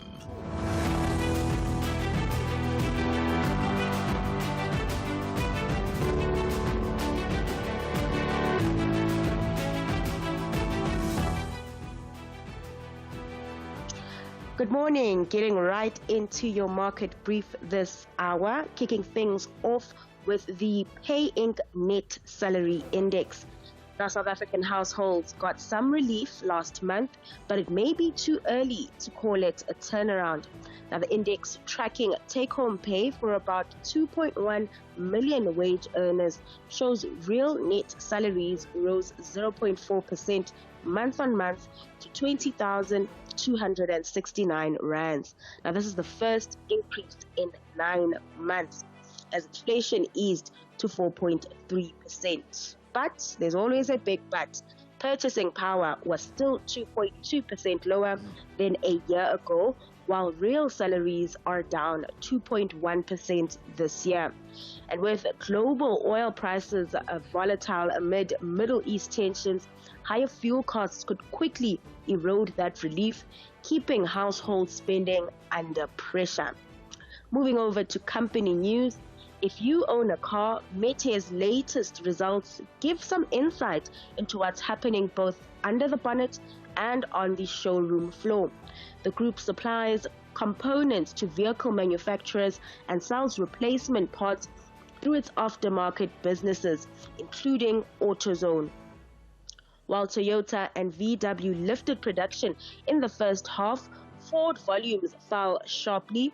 More importantly for consumers, aftermarket revenue declined 5% to 2.8 billion rand as competition intensified, particularly in car batteries. Now that comes as motorists remain sensitive to the cost of keeping older cars on the road. Mete says AutoZone returned to monthly profitability in May, but its turnaround remains behind expectations. Shifting focus to equities now, sentiment quite mixed this morning, with investors weighing Nvidia's strong results against persistent inflation and the outlook for interest rates. US futures are pointing higher after the chip makers' upbeat forecast, but the optimism isn't translating uniformly across Asia, where markets are choppy and several major bourses are lower. Now that leaves the JSE with a more uncertain setup, although softer oil prices offer some support for SA as a net oil importer, easing pressure on inflation and the trade balance. Now that leaves the rand firmer this hour. It's trading at 15.95 to the dollar, 21.68 to the pound, and 18.60 to the euro. And that's where I leave things with you. I'll be back bright and early tomorrow morning with more market-moving developments. I'm Ntauling Latella for the National Briefing. This September, S3 brings you thought-provoking nature dockies that will change the way in which you view the world.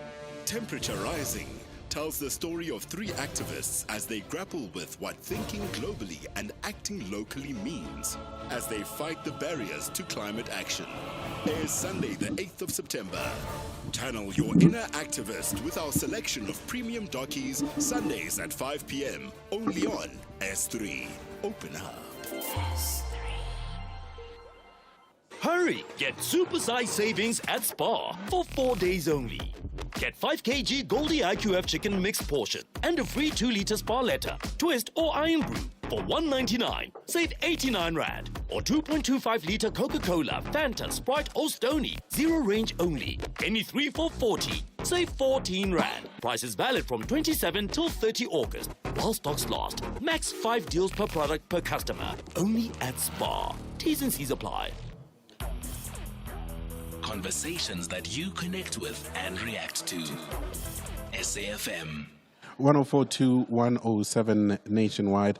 It is the national briefing on SAfm. Koketso Sachane, together with Ndate Caesar Molebatsi, standing in for Kathy Mohlahla. If you've just joined us, Ndate Molebatsi, of course, former host of AM Live on SAfm, joining us as part of our celebration of 90 years of this institution that I'm happy to be a part of, and also arriving here on the back of the path set by people such as Ndate Molebatsi, whom I call Papa, because this is my father. So this Ndate Molebatsi matter is just getting a little too much now. How are you feeling? Are you well? Are you good? I'm good. I'm really good. It just brings back a lot of memories, I tell you. I look forward to those memories and us engaging with Papa on the other side of 8 and talking about his story and history at the SABC. But for now, though, is time for reality check. And we have been walking this journey with Professor Ari Sitas, who is the emeritus professor at the University of Cape Town and chairperson of the board of the National Research Foundation. And we've been talking about and listening to Professor Sitas talking to us about the role of community spaces in society. Prof, thank you very much for your time as always. Good morning. Good morning, Koketso. And I hear that you have company. Yes, we have. Hello, Caesar. A legendary broadcaster here. Yeah. We've been walking this journey with you this week, Prof, on the role of community spaces in society. And today our focus being the crisis and who is responsible. We are listening intently. Oh, okay. Well, we're still talking about those spaces where we can reach within 30 minutes in our walking shoes.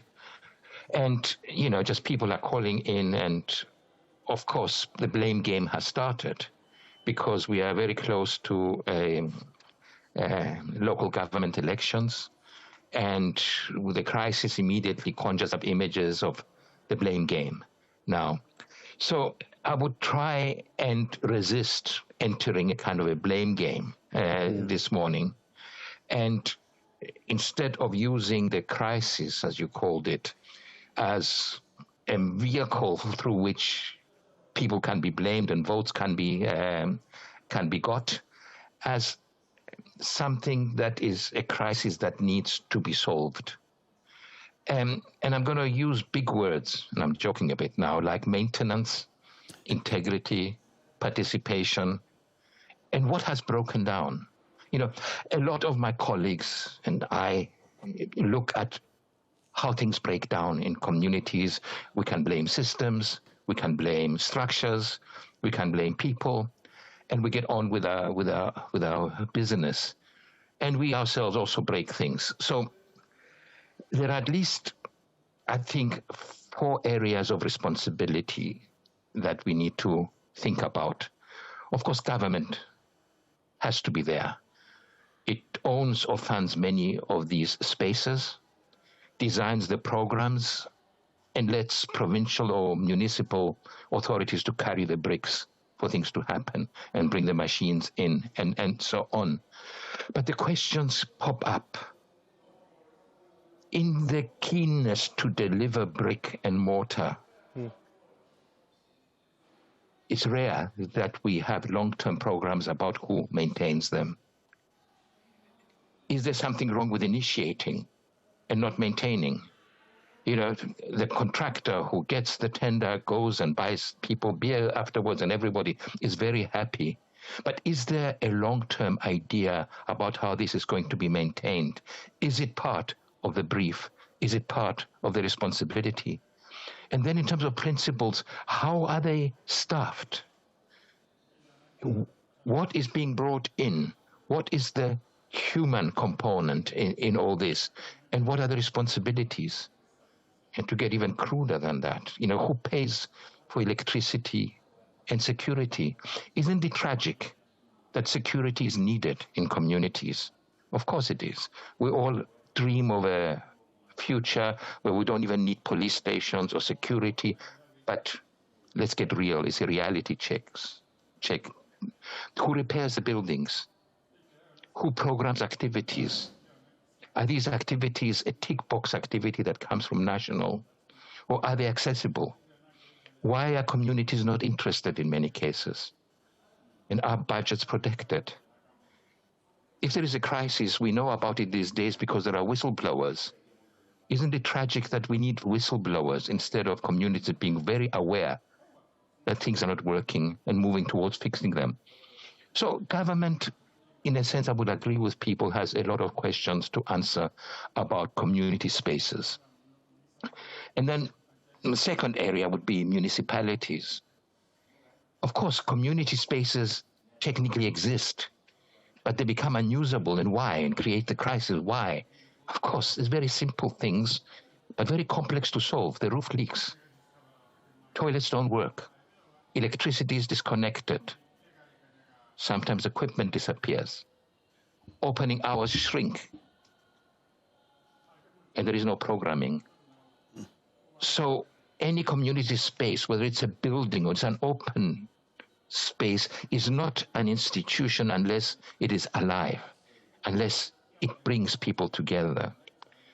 So the challenge is to fix and know who is responsible for the fixing. The third dimension is communities themselves, and this is the most uncomfortable part. Communities also have responsibilities. Who cleans the center? It has to be decided. Who looks after it and how? Who volunteers? Who organizes activities? Who prevents vandalism? Who talks to the gangs? Who ensures that it isn't captured by one faction or another? So integrity and confidence where we put our brain, our heart, and where we want people to connect has to become a community responsibility. But as we know, you need to go to work, you need the kids looked after, you need to move through safe spaces, and the urgencies of everyday life leave these questions unanswered.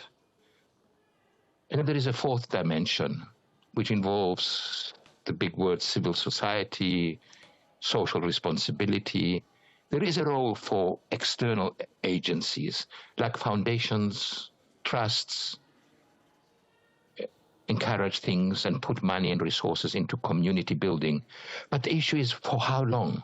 Are they really committed in the long term? Are companies' social responsibility program look good for the short time, or are they there to be forever? Universities as well. Our academics do not get rewarded for work on a systematic basis. Their own promotion has to have community engagement, but it could be from teaching people how to sew, to looking at the design of annual cultural programs. So the relationship to universities is a one-way relationship still that serves the universities and serves the communities less. And there are many NGOs who are putting resources, but their fashions change. This year, South Africa and let's say the Western Cape is the key area of focus. Next year, it will be Tanzania and Dar es Salaam. And we have a lot of artists who have ideas, and we don't mobilize them. There are sporting organizations, of course, they are the most active at the moment. And there are a whole range of people who are keen, are putting resources, but they do them for their self-image and preservation, and communities have very little say on their long-term relationship. So communities need to build partnerships and own the consequences of the partnerships. But so, to go back to your talk about crisis, when a community space disappears, whom do we blame? Or do we ask whether we allowed it to disappear? And then who is responsible for keeping community life alive, where connectivity happens, where people use the spaces with vigor? Is participation, therefore, just a tick box, or is it an active process? So when everything falls apart, is it a failing municipality, or do we let it happen? We can explore both. Now, if you want to see how communities across the world protect their shared things without waiting for the state even, or local authorities, there is Elinor Ostrom, who I don't like her economics work, she won a Nobel, but her book on governing the commons proves that local people can manage public property better than anyone else if they own the process. So tomorrow we move from crisis to action. But for today, please, people who are interested, follow also Ground Up's tracking of municipal budget allocation for township libraries, sport complexes, and halls across South African metros to keep the information ideas flowing. So when there is a crisis, when things don't work, we need to ask all kinds of questions, and ask questions that our government has to answer, the municipality has to answer, that we have to answer, and all these keen people who are ready from outside to help have to answer too. It's a big task, but we do need to preserve and stop only blaming, but start rebuilding. Wow. Thank you, Koketso. Thank you very much, Prof. Ari Cetas, the Emeritus Professor at the University of Cape Town and Chairperson of the Board of the National Research Foundation. The role of community spaces in society is a broad conversation this week, and Prof returns once again tomorrow. It is 6 minutes to 8. SAfm, guiding you through the rush hour traffic. Good morning. Quick update. The R59 between Vereeniging and Sasolburg remains closed. It's a fatal crash that happened early hours this morning on the Sasolburg side of that 59, which has closed the road both directions. Eastern Cape protesting expected to continue through Ngobo today. Also protesting currently underway. A taxi strike around Mount Aleph on the N2. So just watch for some problems getting along that route, particularly this morning. The run through Midrand staying busy between Samrand Road and New Road. That includes a crash just before you get to the New Road exit. And there's been a collision in Joburg on the Mike 1 North near Caller Drive. So from Houghton up through that Melrose area.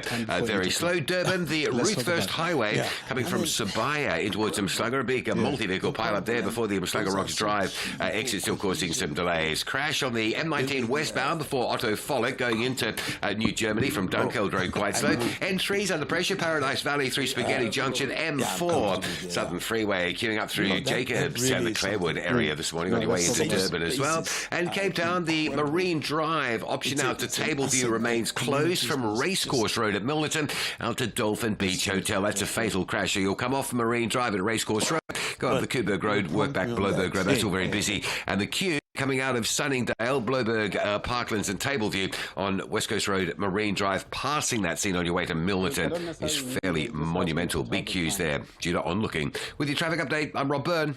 Running a small business means every rand counts. Thanks to My Way Business Insurance, I save up to 20% on my insurance premiums every month for my buckies and tools of trade. Now I get to save some extra cash for my business and focus on giving my clients world-class service. Switch to My Way Business Insurance and save up to 20% on your buckies and tools of trade. Real businesses, real savings. Call us on 0860 64 6464 for a quote today. My Way is a licensed non-life insurer and FSP. Standard rates and T's and C's apply. Head to Dis-Chem for great value on everything you need. Look out for the yellow label to enjoy savings on Better Rewards brands. Swipe your Better Rewards card to get 2+1, cheapest free, and an extra 10% off any Mayo Gel suspension products. Plus, save 31 Rand when you buy Grandpa Headache Powders, 38 sticks, now only 79 Rand 91. Valid until 13 September at Dis-Chem. Better health starts here. SAfm values your views. Be an active citizen. The Minister of Human Settlements, Thembi Simelane, will close the 2026 Women's Month by hosting a Women in the Human Settlements Sector Dialogue convened under the theme Value Chain Opportunities for Women in the Human Settlement Sector. Empowered Women Empower the Nation. The dialogue will provide an evidence-based platform for reflection, recognition, and forward commitment on women's economic empowerment in the human settlement sector, including the recently issued Human Settlements Policy Directive in response to the gender-based violence and femicide. Tune into the National Pulse with Ashraf Garda on Monday, the 31st of August, for more on this important dialogue. National Briefing on SAfm. Weekday mornings from 6 to 9. 104.2, 107 nationwide. Koketso Sachane together with Ndate Caesar Molebatsi. I look forward to, and I know that Papa's got reflections on the conversation that we just had, or what was shared by Prof. Ari, and we'll get to that on the other side of 8. A number of calls that we are receiving, 086 000 2032. Let's quickly go to Mlu in Durban. Mlu, you want to talk about Salif Keita withdrawing from Makufe?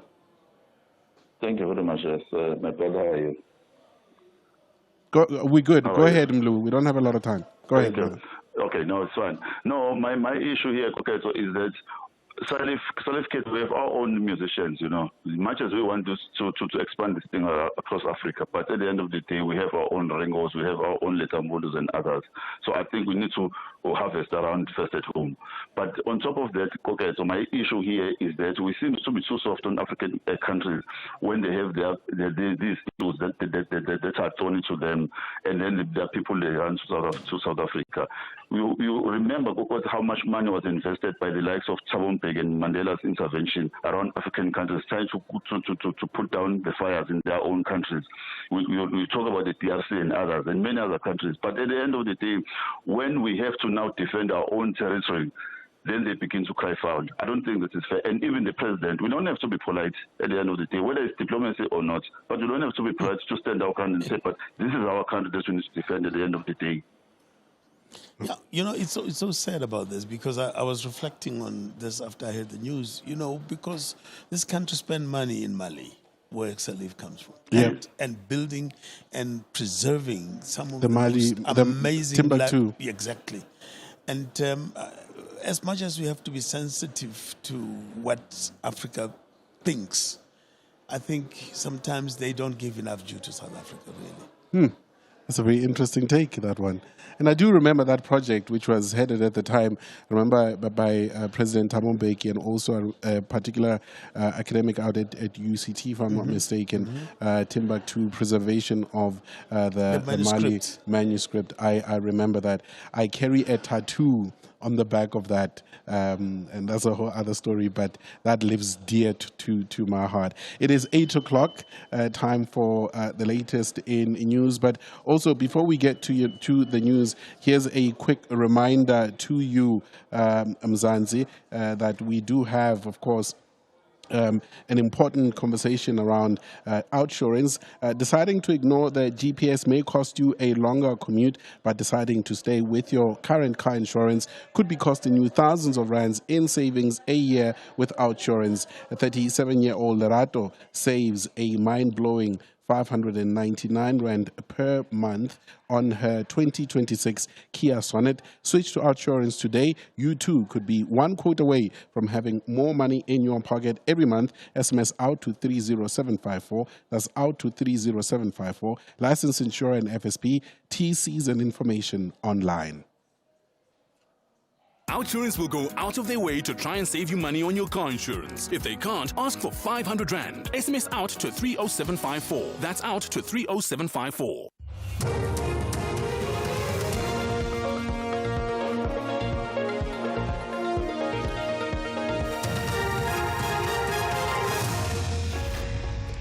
In our top stories, teenagers shot and killed on the Cape Flats, and overnight search for survivors after deadly Nepal floods. Good morning. Police are investigating the murder of a 17-year-old boy who was shot dead in an alleged gang-related attack in Philippi on the Cape Flats. A 35-year-old woman was also seriously wounded in the attack. Police spokesperson FC Van Wyk says the suspects fled the scene. The deceased male sustains gunshot wounds to his abdomen and shoulder, and the injured female a gunshot wound to her back. She was transported to a nearby hospital for medical treatment. The circumstances surrounding this shooting incident are under investigation, and the motive is believed to be gang-related. Suspended EMPD Deputy Chief Julius Mkwanazi and 5 others are expected to continue with their bail application in the Brakpan Magistrates Court this morning. They face charges of murder, robbery and defeating the ends of justice, among others. The charges emanate from their alleged involvement in the 2022 murder of Brakpan resident Emmanuel Mbense. Calvin Mabasa reports. Mbense was allegedly kidnapped, tortured and killed, and his body was dumped in a dam in Niger. During their last appearance earlier this month, an IPID investigating officer faced cross-examination from the legal team for the second applicant. The cross-examination is expected to continue today. The state has told the Polokwane Magistrates Court that the Tshwane Metro Police officer, Peter Nonyane, and his wife, lawyer Charlotte Tibana, acted in common purpose on some of the charges. The bail hearing resumes today. The state has added 8 charges, including fraud and theft against the couple. Tibana and Nonyane allegedly transferred more than 4 million rand from 4 deceased estate accounts for their own benefit. Some of the funds were allegedly transferred into a Stokvel account. The state prosecutor, Martin Molokwane, presented the state's case. The total actual prejudice contained in counts 6 to 13. It's a total inclusive amount in all the charges of 1,380,000 rands, 901 rand and 50 cents. It's 1,380,000 rands, 380,901 and 50 cents. people The Special Investigating Unit says it has identified a number of fraudulent and corrupt activities in the application of study permits by most foreign national students. The unit was briefing the Portfolio Committee on Higher Education. The Acting Chief Operations Officer, Zotwake Sibe, says some of the foreign national students are registered at tertiary institutions that do not even exist. Some institutions are not even registered institutions with the Department of Higher Education. Some institutions, Chairperson, are not even existing.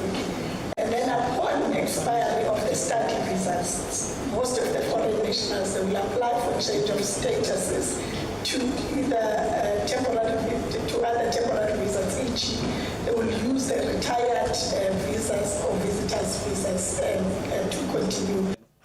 And finally, rescue teams have worked through the night to locate survivors of the devastating flash floods that hit northern Nepal, killing nearly 200 people. Among those missing are more than 600 tourists. Video posted online show huge floodwaters surging through populated areas. The disaster was also felt along the Tibetan side of the border. The BBC's Laura Bika has the details. President Xi Jinping himself issued instructions yesterday for all-out efforts to go ahead to try to ensure that anyone alive is rescued.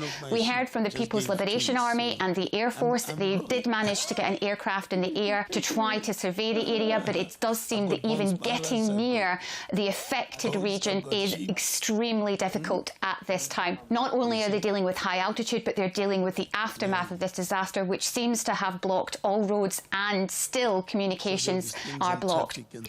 Recapping the top story, police are investigating the murder of a 17-year-old boy who was shot dead in an alleged gang-related attack in Philippi on the Cape Flats. For SAfm News, I am Anne Musa. Outsurance is in the business of saving you money on your car insurance premium. If they can't, ask for 500 Rand. SMS out to 30754. That's out to 30754. Deciding to send that text without proofreading first may cost you some embarrassment, but deciding to stay with your current car insurance could be costing you thousands of rands in savings a year. With Outsurance, 54-year-old Yako saves an amazing 282 Rand a month on his 2025 Suzuki Swift. Switch to Outsurance, you too could be one quote away from having more money in your pocket every month. SMS out to 30754. That's out to 30754. License, insurer and FSP. T's and C's and information online. It's a very good morning to you in your SAfm Sports Headlines. Rugby, the Springboks are set to field their most experienced starting 15 ever for a must-win All Blacks test. And in football news, the Betway Premiership delivered 12 goals as Mamelodi Sundowns, they shone, as well as Kaizer Chiefs had to battle back. We'll have the details around 8:30. The Springbok guys took a big chance with the last game. No, but they're going to return. Good morning. If you're driving up towards Santon using the Mike 1 North, that collision seen near Caller Drive, pushing a queue back into the sort of Killarney area. That's a slow go this morning up towards work in the Santon area. Also, a crash on Rivonia Road just before Hill Road. Rivonia Road coming south through Morningside, backed up as well. N1 south through Midrand, still busy between Old Joburg Road and New Road. Pretoria, N1 looking generally okay this morning. Crossing to Durban, well, if you're Durban bound coming in from Hilton towards Pietermaritzburg, major delays. A truck crash at Town Hill, pushing queues right the way back towards that Hilton exit. Trucks are backed and stacked forever through there. Into Durban on the N3 between Paradise Valley and Spaghetti Junction. That's very slow. Crash on the Higginson Highway leaving Chatsworth just down by Havenside. So coming out of central Chatsworth, very busy. That collision on the M4 before Umhlanga Rocks Drive, still causing a delay inbound from Sabaya. And Cape Town, very heavy pressure around the Tableview area this morning. It all sort of stems from the closure of Marine Drive outbound between Racecourse Road and Dolphin Beach. That road closed because of a fatal crash. Marine Drive coming off the West Coast Road towards Milverton, very heavily backed up. Route slot Otto Duplessis on the coast towards Dolphin Beach, Bloberg Road, Wood Drive, Bloberg Road, Gill Road, all of that very heavy. Kuberg Road out to Montague Drive heavy, and there's a lot of traffic going into Tableview, diverting away from that closure of Marine Drive. With your traffic updates, I'm Rob Byrne. The National Briefing on SAfm. Clarity, context, and conversation. The National Briefing on SAfm. Weekday mornings from 6 to 9.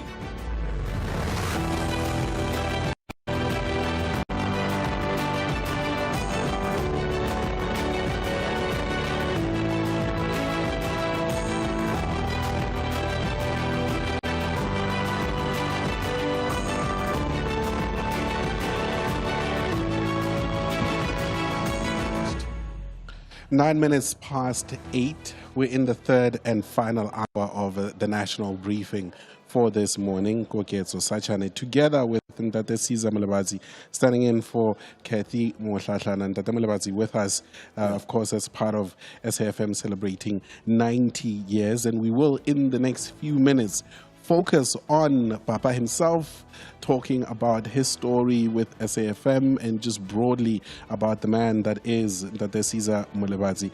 We will also, just before that, in our municipal focus, we'll be in conversation with Leon Basson, who's the chairperson of the National Assembly's Portfolio Committee on Water and Sanitation.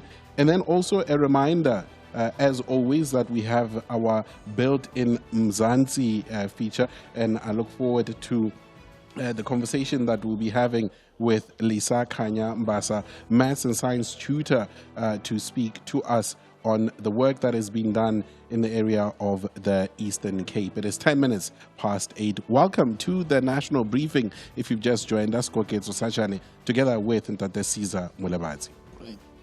Well, it's really good to be here. I wonder if I should sell my car. I'm not sure where to go. Don't do that. Wanna sell your car, but don't know what to do.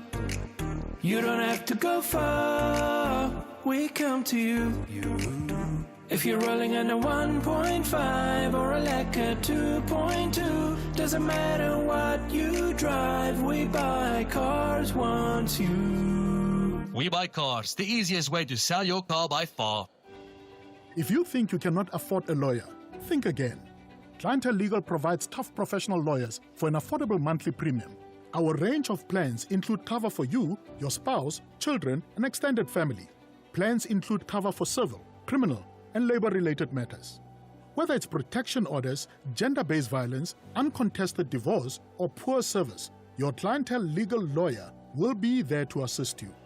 Our services are convenient. Simply pick up the phone and call your lawyer or send us an email and we'll get back to you. All plans include a bail benefit of up to 5,000 Rand and we'll go to the police station and pay it for you. Plus, Clientele Legal offers you 24-hour telephonic legal advice. Join today. SMS SAfm to 32195. That's SAfm to 32195. Clientele General is an authorized FSP and licensed non-life insurer. T's and C's online. Standard rates apply. Mzansi, every win matters. SAfm. Prime time all day long.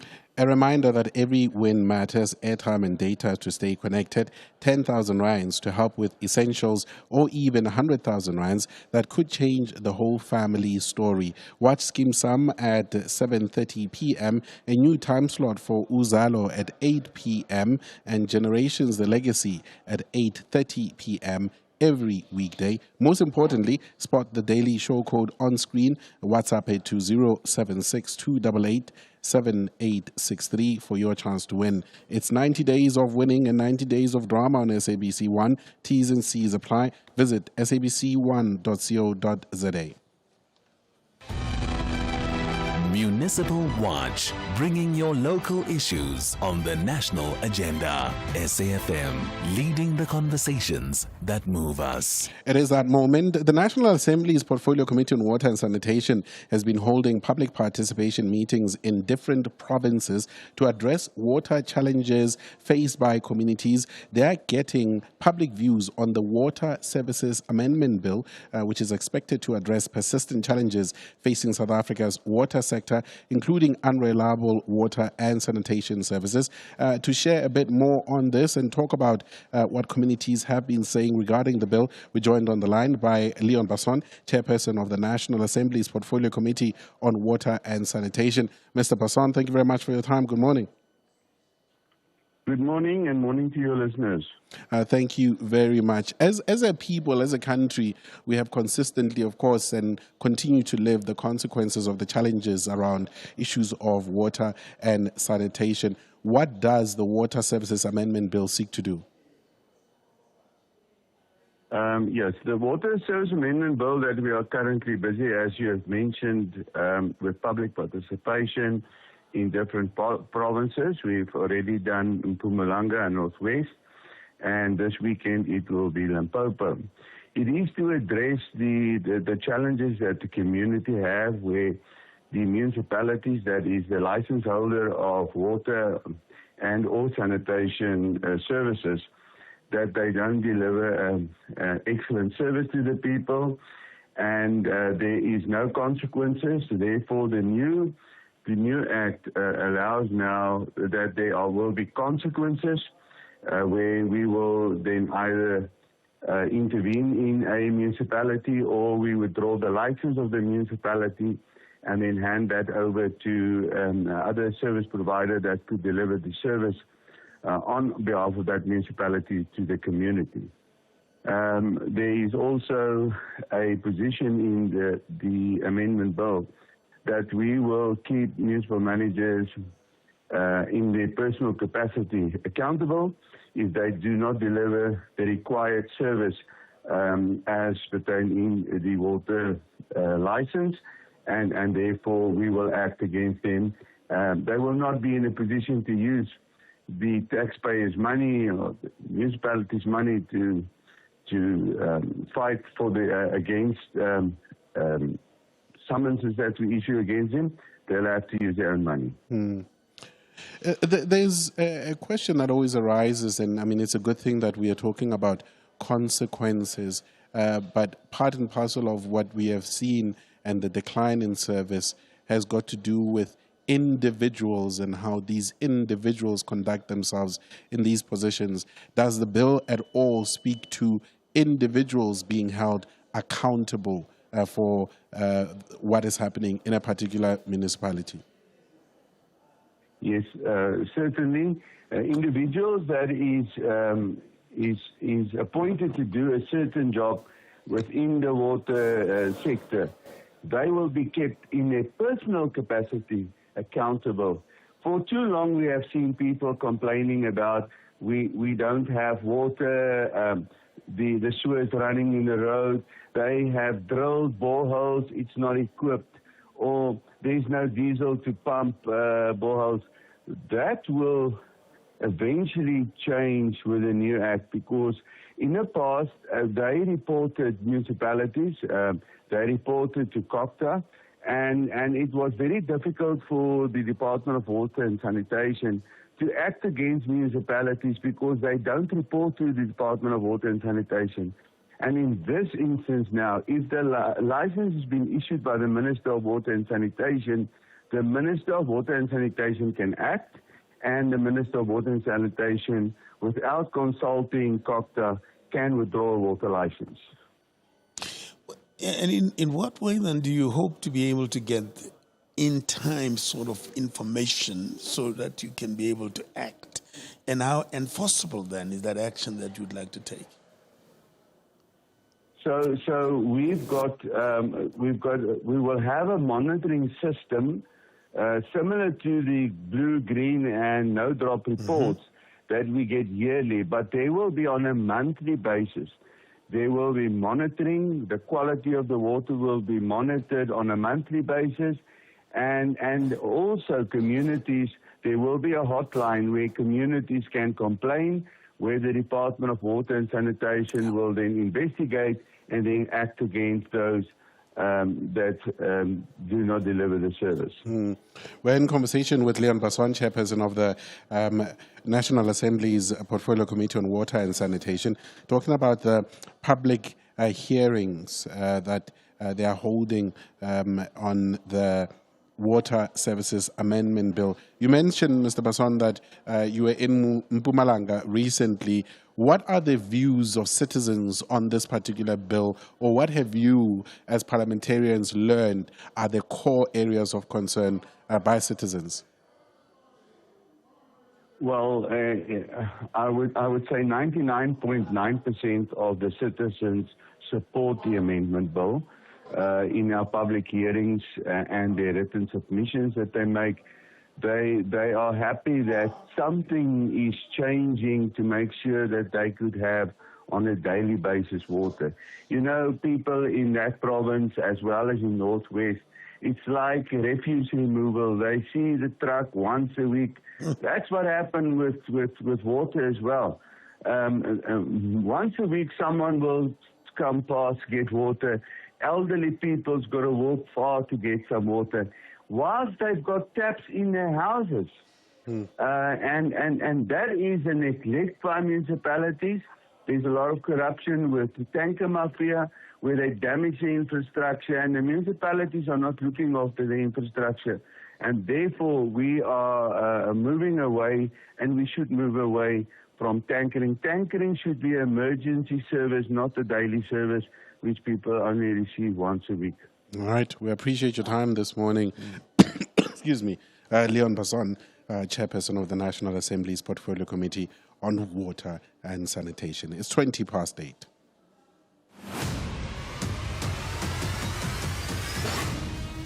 SAfm is streaming live now on Facebook, YouTube, and X at SAfm Radio. The moment has arrived. Since 7 o'clock, I've had with me Tate Caesar Molebatsi, of course, a former presenter of AM Live on SAfm, as part of us retracing our steps and celebrating those who have come before us and who form part and parcel of this journey. If you missed my introduction to Tate Molebatsi in the previous hour, I did say that this is my father. I call him Papa. I've been part of the Molebatsi family for over 25 years. And so if you hear me in this part of the conversation just referring to him as Papa, I can't be doing Bishop. Moran, again, thank you very much for being here. Thank you for the invitation. I appreciate it very much. I can't imagine how long it's been since you've been behind the mic on the radio. How has it been so far? Well, this morning has been quite an interesting time. And of course, things are so much more different now. You've got much better equipment. You've got better technology. So it's been a bit nerve-wracking at some points, but, you get into it. Yeah. Your journey, I mean, there is the man of God that you are. There is, Bishop. And then there's also the husband, there's the father, the grandfather, there is a former radio host, as well as a former TV host. What I remember, particularly around when you were hosting your talk show on television, it was at a particular time in our country. A delicate time, one could argue. And then radio came later. What did it mean at that time in our country for you to be facilitating discussions around where we were at that time? Well, it was a sense of very deep responsibility that one felt in terms of transmitting not only information, but some kind of passion behind it that would enable people to really want to own what they're hearing and do something about what they're hearing. So it was really quite a challenge. Yeah. What are those, the highlights? I mean, whether it's the television or even radio, moments where you are confronted with the reality of, actually there is this responsibility, but this responsibility comes at a time where you're navigating a very delicate time in our country. Well, actually my first experience with radio was downstairs, right in this building here, where we used to have what we call Peace Radio, of course, because part of the station, the stable that became SAfm as we know it today.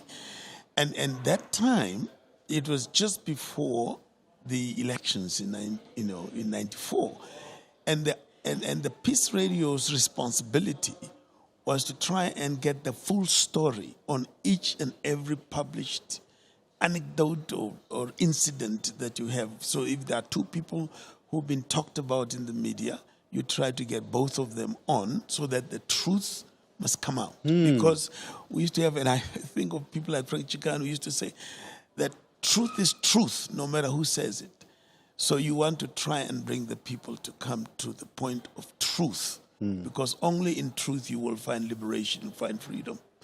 So that was the overbearing thing. But also the levels of ideological differences in the country had to be brought somehow to a point where we find the common ground. And so there was a responsibility on our part to make sure that that common ground is found, identified, and the players and people who are involved are really showcased to the country, to the nation.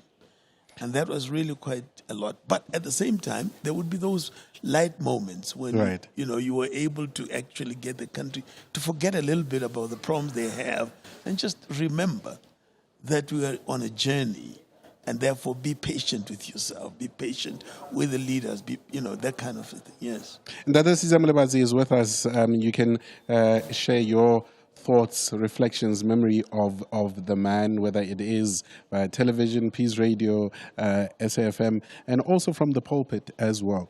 Earlier on, when we were speaking to, listening to Prof. Ari talking about community spaces, I stopped myself from interrupting because I wanted to bring you in because I know of the work that you have done, as a social justice activist, if you will, the work you've done with the YMCA and also in the church. That conversation very much, if I could say, down your alley in terms of what you believe in. Yeah. Well, look, the issue, the idea of safe spaces is something that I think South Africans as a whole need to embrace, rather than to wait for government or anybody from outside to bring in solutions. We need to begin to form those spaces actually deliberately and intentionally. And actually, after the Peace Radio experience I had here, we had a movement that was started, we called Search for Common Ground, which was supported by a number of peace laureates at that time. And we would, to give an extreme example, we would go to a place like Lebanon where you had 13 different political organizations that were at loggerheads. And there was no space where people could come and put away their identities and be people with one another.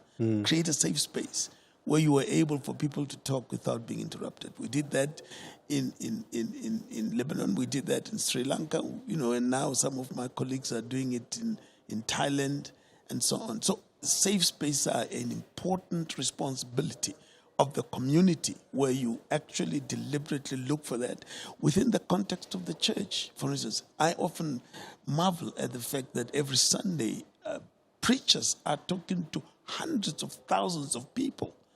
And what do they say to them? How do they get them to get to a point of being in those safe spaces, create them so that you create a cohesion? You create self-awareness and an acceptance. It's also very, very important. And by the way, just to jump a little bit, with Salif Keita, for instance, I said, there's the time when we need him here. Yeah. Not outside there and pointing a finger, but we need him here. He should be coming. Anyway. What do you make of the state, the level of discourse in the country? No, so there is being the Peace Radio, the television, SAfm at a particular time, finding common ground. It all speaks to engaging in conversations, and at some point, difficult conversations, but needed conversations. Well, there is, at the moment, and I may be showing the fact that I was born before technology, but one of the things is that there is too much noise. There isn't a safe sort of communication platform where people can say there is a commonality. There's the social media. Everybody now is spouting different ideas without any sense of responsibility of what is the impact of what I'm doing, what I'm saying to the community itself. And I find a recklessness there in terms of our communication. And sometimes when I listen, even yesterday when I listened to you and people talking about African culture, and I say, where did this guy learn all these things? Did really Africans believe that? Did they engender that and so on? But at the same time, I'm thankful to SAfm really on your 90th year that you still are feeling the sense of responsibility to bring the truth to the people in a manner that is digestible. I remember, and I'm going down memory lane, and I mean, this was way back in the 50s when we used to have Msakazo, where you had a triangular thing at the house of each house, Kopomlo, in Soweto. And you did not have a knob to change stations. There was only one station, and all what you had on that thing was to adjust the volume. Okay. But there was a central place where you got the news. Of course, then people used to be manipulated in that way. But those were days. And then, of course, later on, there was the diversity. And today, how many radio stations do we have? How many community radio stations do we have? How many podcasts do we have? And everybody. So there's a sense in which SAfm should really hold the center and begin to bring all of these thoughts and ideas together such that people... And I mean, for instance, what the Basson is doing now, going around, I'm thinking, man, wouldn't it be something if every high school matric class could engage in this municipal bill, amendment bill rather, but coming from a unitary voice, not 1,000 voices trying to gain political space for themselves. Dadasiza Molebatsi is with us, or Papa as I call him, with us still for another 30 minutes before we wrap up the national briefing for this morning. It is 8:30, time for the latest news headlines with Ann Musa.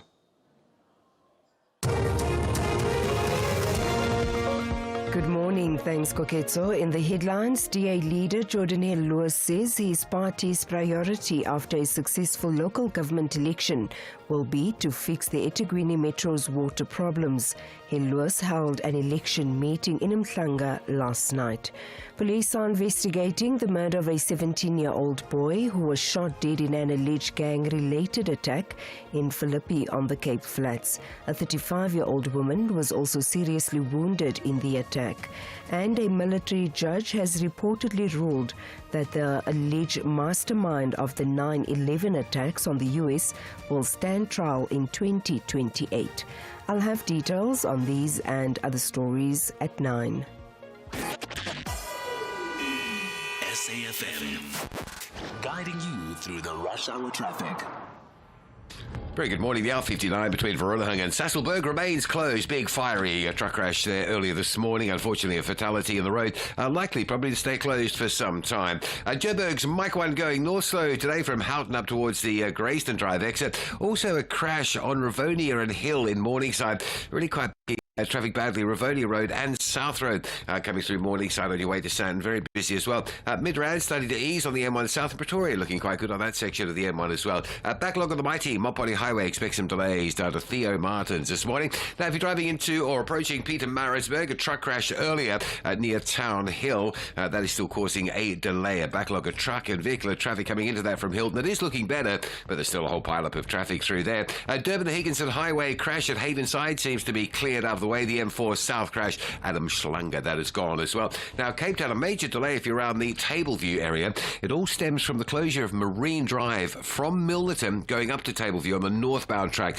due to a fatal crash near Dolphin Beach. So you've got traffic that has to go out on the Racecourse Road junction and then up Kuberg Road and then Kuberg Road, Bloberg Road to sort of work back. You've got other motorists going the Kuberg Road side to avoid an enormous backlog of onlooking traffic coming out of Tableview on Marine Drive passing that crash. So Marine Drive, Bloberg Road, Otto du Plessis, Wood, Gee, all of those routes in that area very heavily backed up. And just to add on top of that, no traffic lights at Kuberg Road and Plattercliff Road, just adding to the mess. With your traffic update, I'm Rob Byrne. This is SAfm Sport with Zai Khan.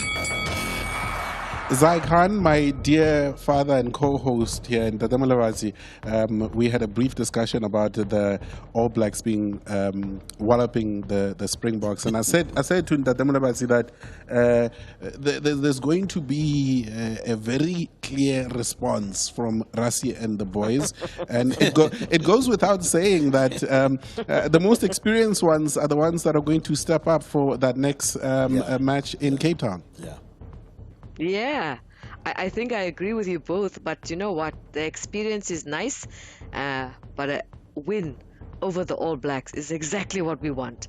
I mean, we South Africans want it more than anything else, and hopefully the Boks, will find the perfect response as they do under coach Rassie Erasmus. So yeah, I think they'll look to make history before the ball is even kicked come Saturday's second test in Cape Town. Siya Kolisi's return means that the starting team will boast a record 1,012 test cap, making it the most experienced Springbok 15 ever.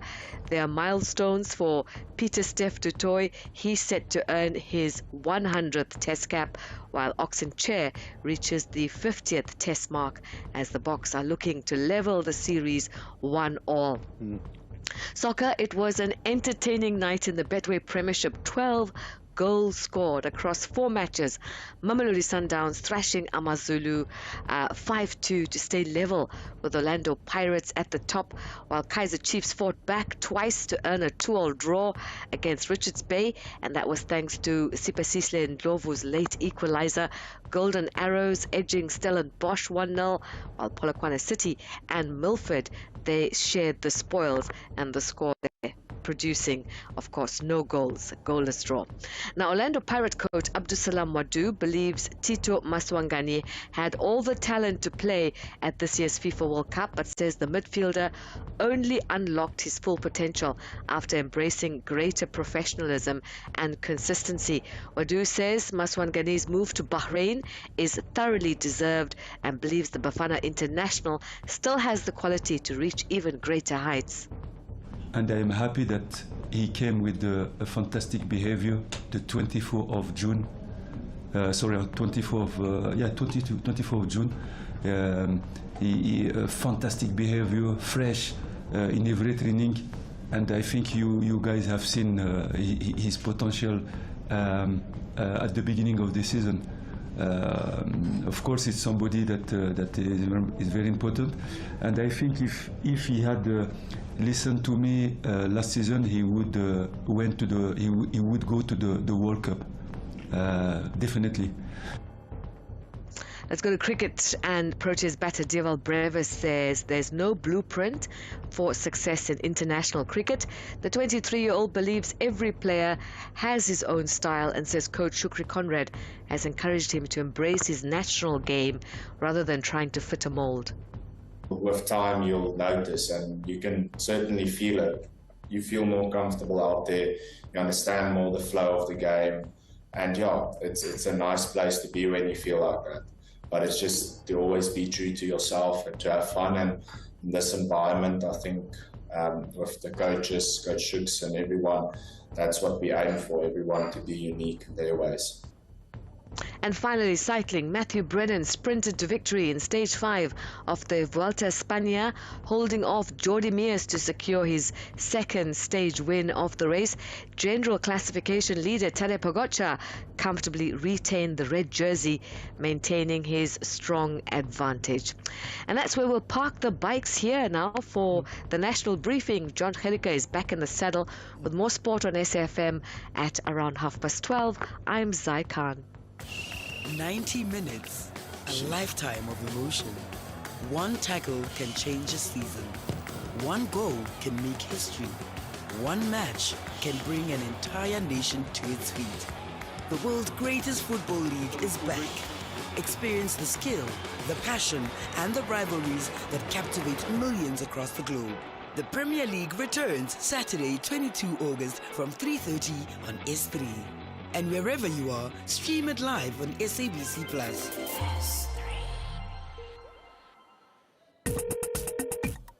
Call SAfm now on 086 000 2032. At 22 minutes to 9, we're on the home stretch. It's the national briefing on SAfm Koketso Sachane, together with Ntate Caesar Molebatsi. These are words I never thought that I would say on the radio, you know? And here we are celebrating 90 years of SAfm. We take your calls. There's also your WhatsApp voice notes as well. Let's go to Crispin in Durban. Good morning, Crispin. Yeah, good morning. And I wanted to follow on that discussion that Arisitas had launched that you were responding to with Mr. Molebatsi. What I notice all the time is the lack of an attention to a safe space. And instead, I think across all communities, what people think of as social action is ganging up on some vulnerable group, usually a group of poor black people.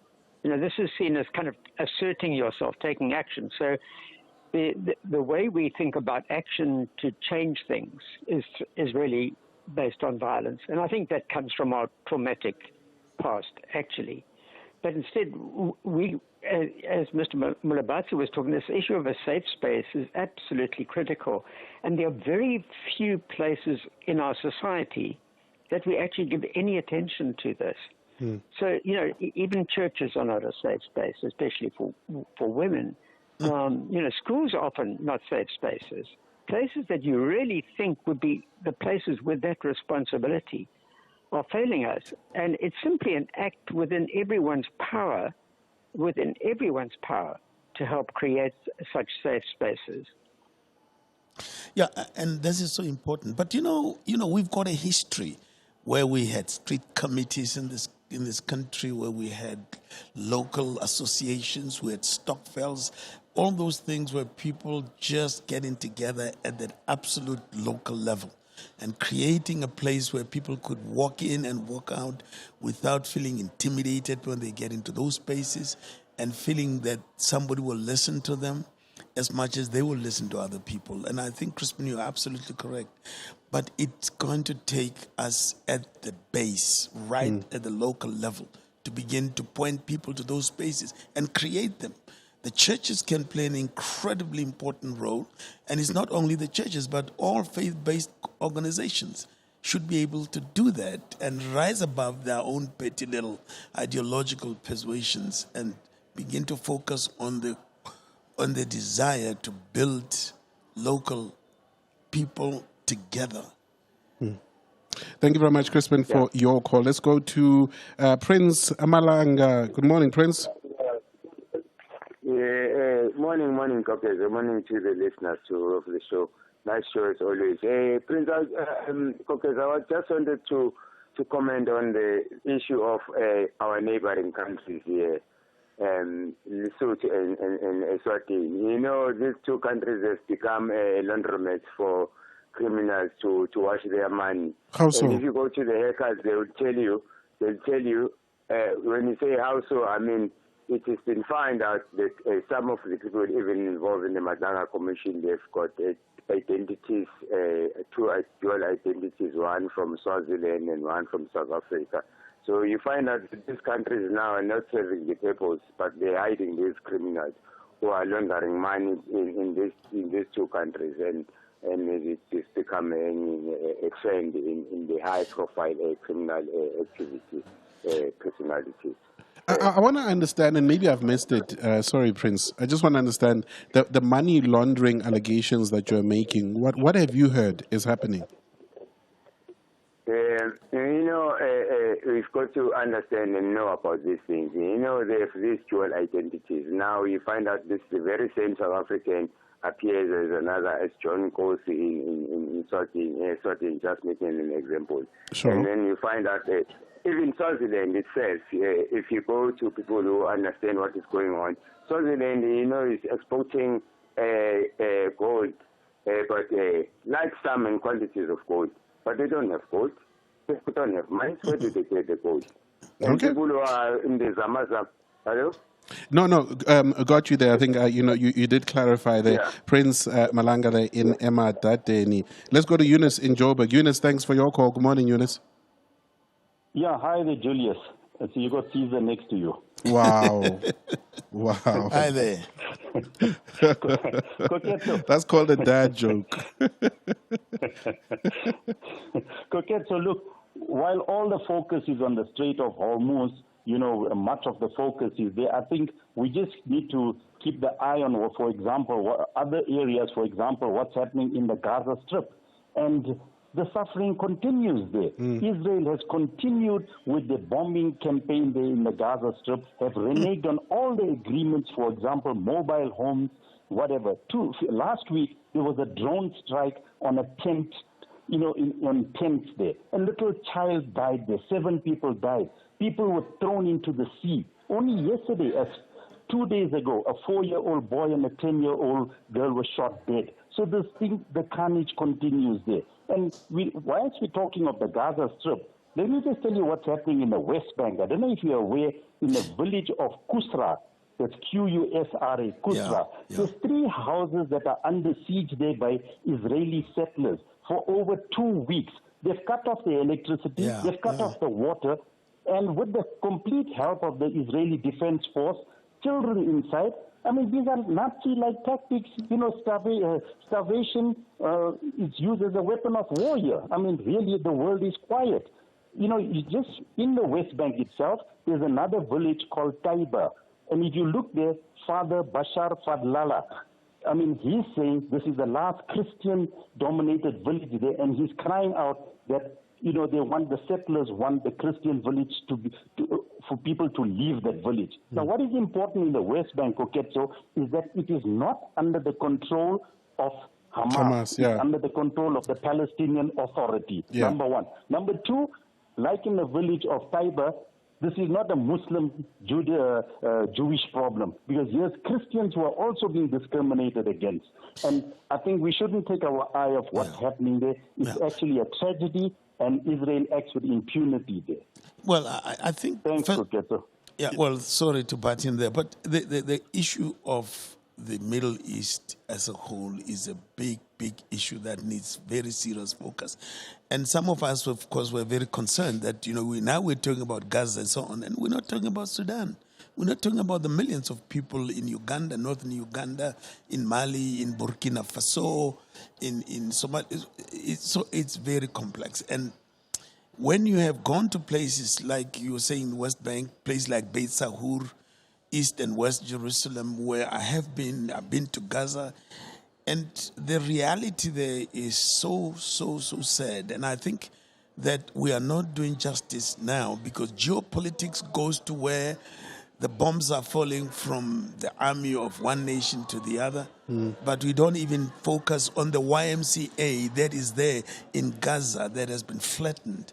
So it is a very serious problem, and I don't know if we can ever make enough do justice to this story by just making little examples here and there. It's a broad thing that I think needs attention in and of itself.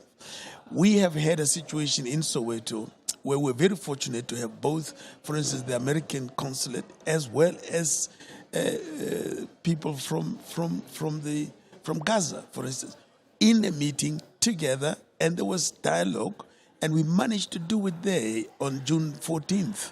It was brilliant, but we were able to talk with each other and find each other, and it was good. So it is a very complex situation.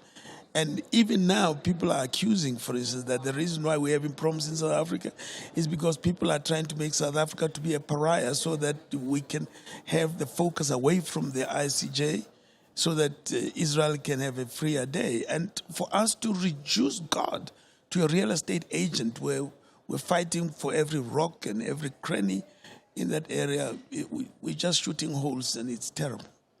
Molebatsi is with us. We take more of your calls as well as your WhatsApp voice notes. Bonagele in Cape Town, thanks for your call, Bonagele. Hi, Koketso, once again, a very good morning, sir. You must greet my father. Like to talk about... You must greet my father Come as again? well. You must greet my father as well. Oh, okay. Greetings to your guest as well. Hello. Look, I want to talk about something. I want to talk about something different from what we're talking about right now. But mine it's an open line, so to speak. Yes, go ahead. So I can talk anything. Go ahead. Yes, mine will be more of the GNU party standing together against Malema bodies. In fact, it's something I'm not surprised. It's something that I expected is going to happen. These opposition parties, they don't have enough vote to do what they want. You understand? Are you talking about the failure of the motion of no confidence in the Speaker? The failure of the motion of no confidence against the Speaker of the Parliament. I'm actually happy and excited. For Malema and his parties, they always fail. They don't have enough votes. Have a nice one. God bless you. All right, thank you very much. Just on that, thank you very much, Managele. I don't know, Baba, your thoughts on this, and away from the merits of what they were arguing, but if one were to look at the history of what has been happening in Parliament over the past 30-odd years, especially at key certain moments, the idea that a majority in Parliament and how they voted was either correct or best for the country. And again, I'm shifting from what happened in Parliament yesterday, but just the principle of you don't have numbers, so good luck. Well, you know what, Sachane, my take on South Africa now, and please bear with me. I think our idea of democracy in this country, where there is opposition and there's the ruling party, that notion is not very good, because what is the ruling party all about? Make sure that we continue having power. What is the function of opposition? Pull them down. When is it that we're going to get these people, both left and right, to sit? South Africa is not a 1,000-year democracy. We need to have our leaders, both. Imagine, just a nightmare if we were to get ACDP, Malema, and everybody to the right, and get the ANC and the DA, the leaders sitting down and say, what is best for this country? Who is best to rule and to lead this country? Rather than for us to try to gain political spots in the political arena. We need that kind of do-nothing, if you will, in South Africa now. And therefore, to be divided the way if you listened, and I watched the thing until early hours of this morning, where people were just tearing each other apart and not giving any hope to this country, because everybody's trying to make sure that this one goes down and this one goes up or stays up. And it's just not on for me. Yeah. Let's wrap the engagements with Mandla in Boksburg. Mandla, you want to respond to Molebatsi?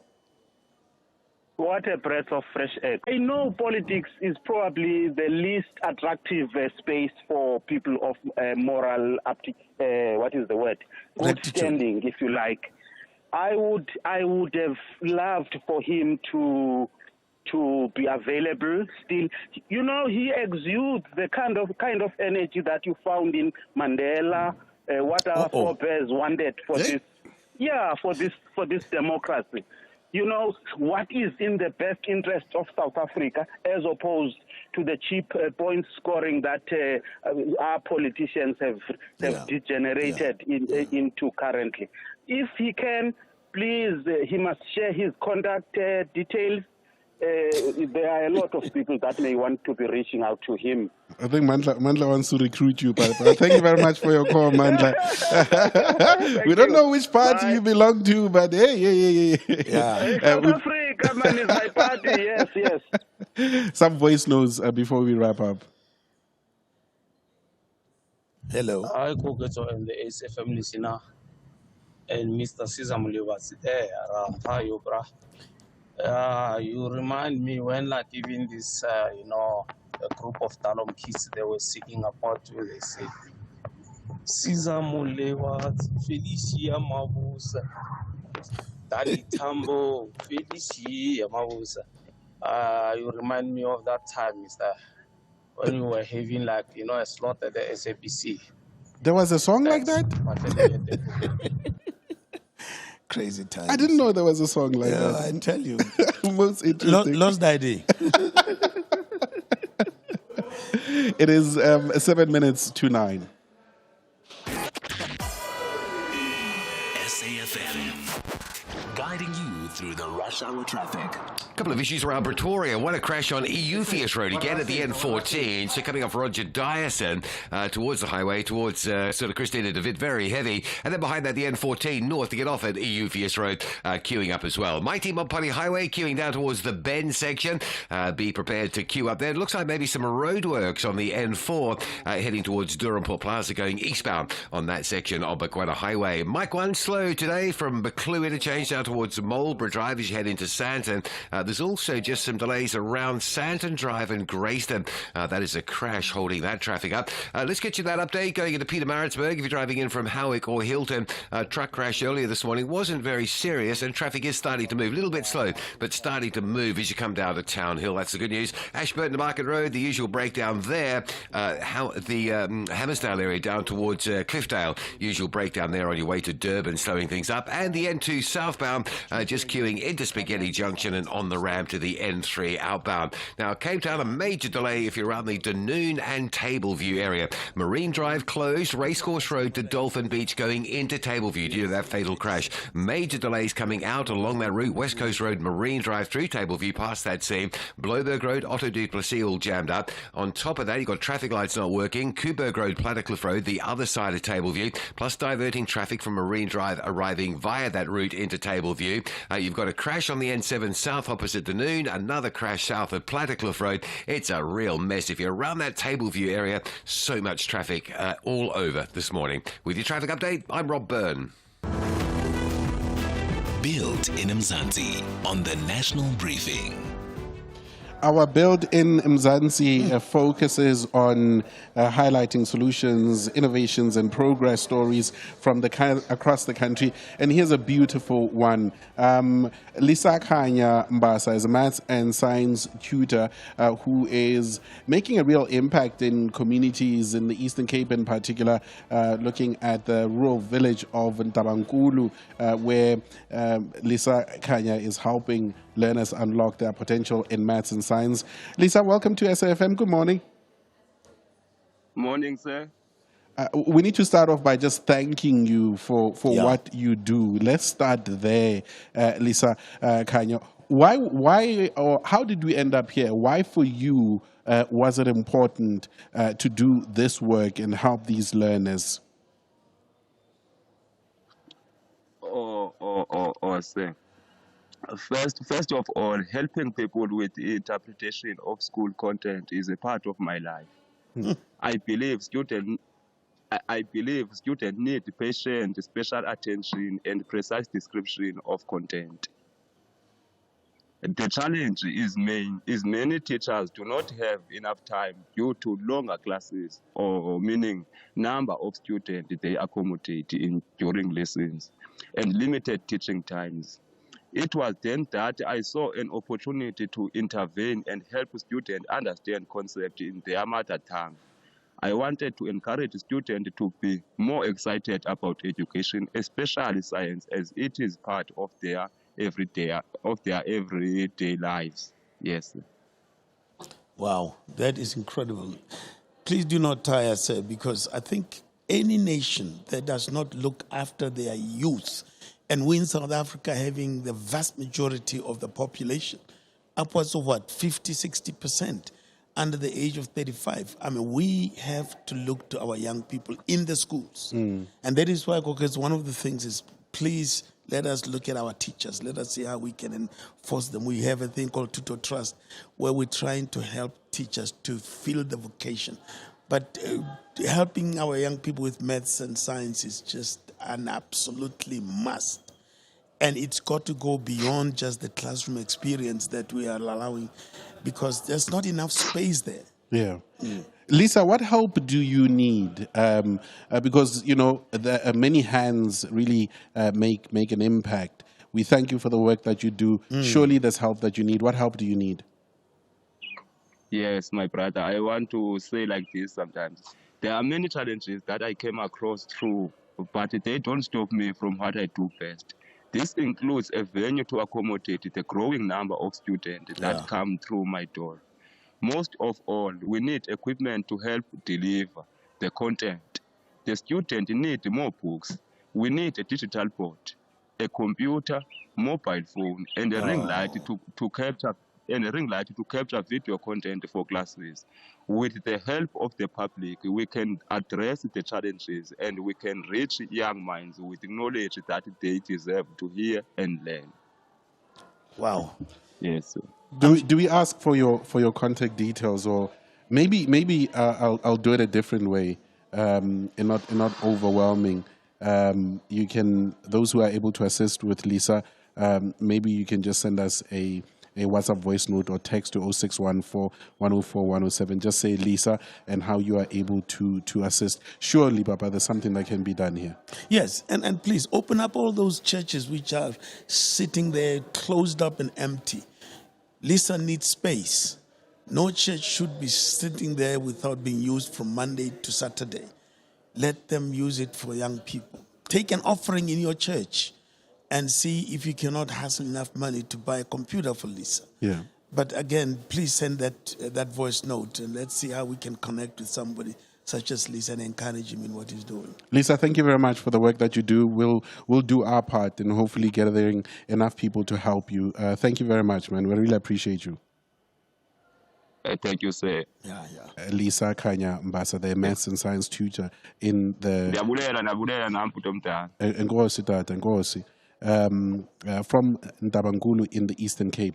Again, I'll ask SAfm producers to keep track of these voice notes or text. Just text Lisa and let us know how you would like to help. I'm going to corner Papa to make certain commitments, or the two of us can make certain efforts to see what can be done. This is where we leave it, Ramoholo. We are out of time. I know. Completely. I know. Very, very quickly, shortly. What is Caesar Molebatsi busy with right now? Well, first of all, I'm very busy still within the church context. We're trying to encourage young people in particular to really grow and be committed to their development through a God-given direction. Never, ever give up. The person who falls down is the one who's trying to move.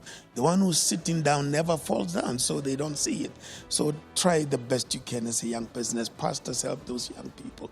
Secondly, I'm very strongly involved in food security kind of stuff, where empowerment goes beyond giving people something to eat today, but enabling them even tomorrow they might be able to produce their own food. The third thing I do is helping teachers, those young people who really want to be teachers, not in the run-of-the-mill type of way. I'm doing that also quite extensively. And of course, I'm very busy at the YMCA now in Orlando. We are doing and developing a skills development program to be able to meet some of the social needs that are there with the skills that can be formed into entrepreneurial groups that will be small businesses. So if you are interested, there's lots to be done. And we can go on and on and on. Yes. I appreciate you, Bob. Thank you very much. This has been a dream that I never knew I had.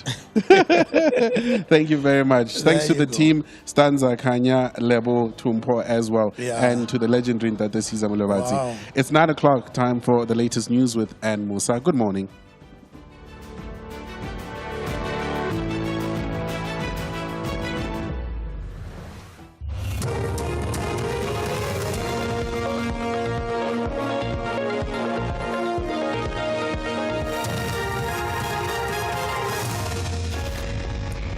Thanks, Koketso. In our top stories, DA vows action on eThekwini water challenges and police probe fatal gang-related shooting on the Cape Flats. Good morning.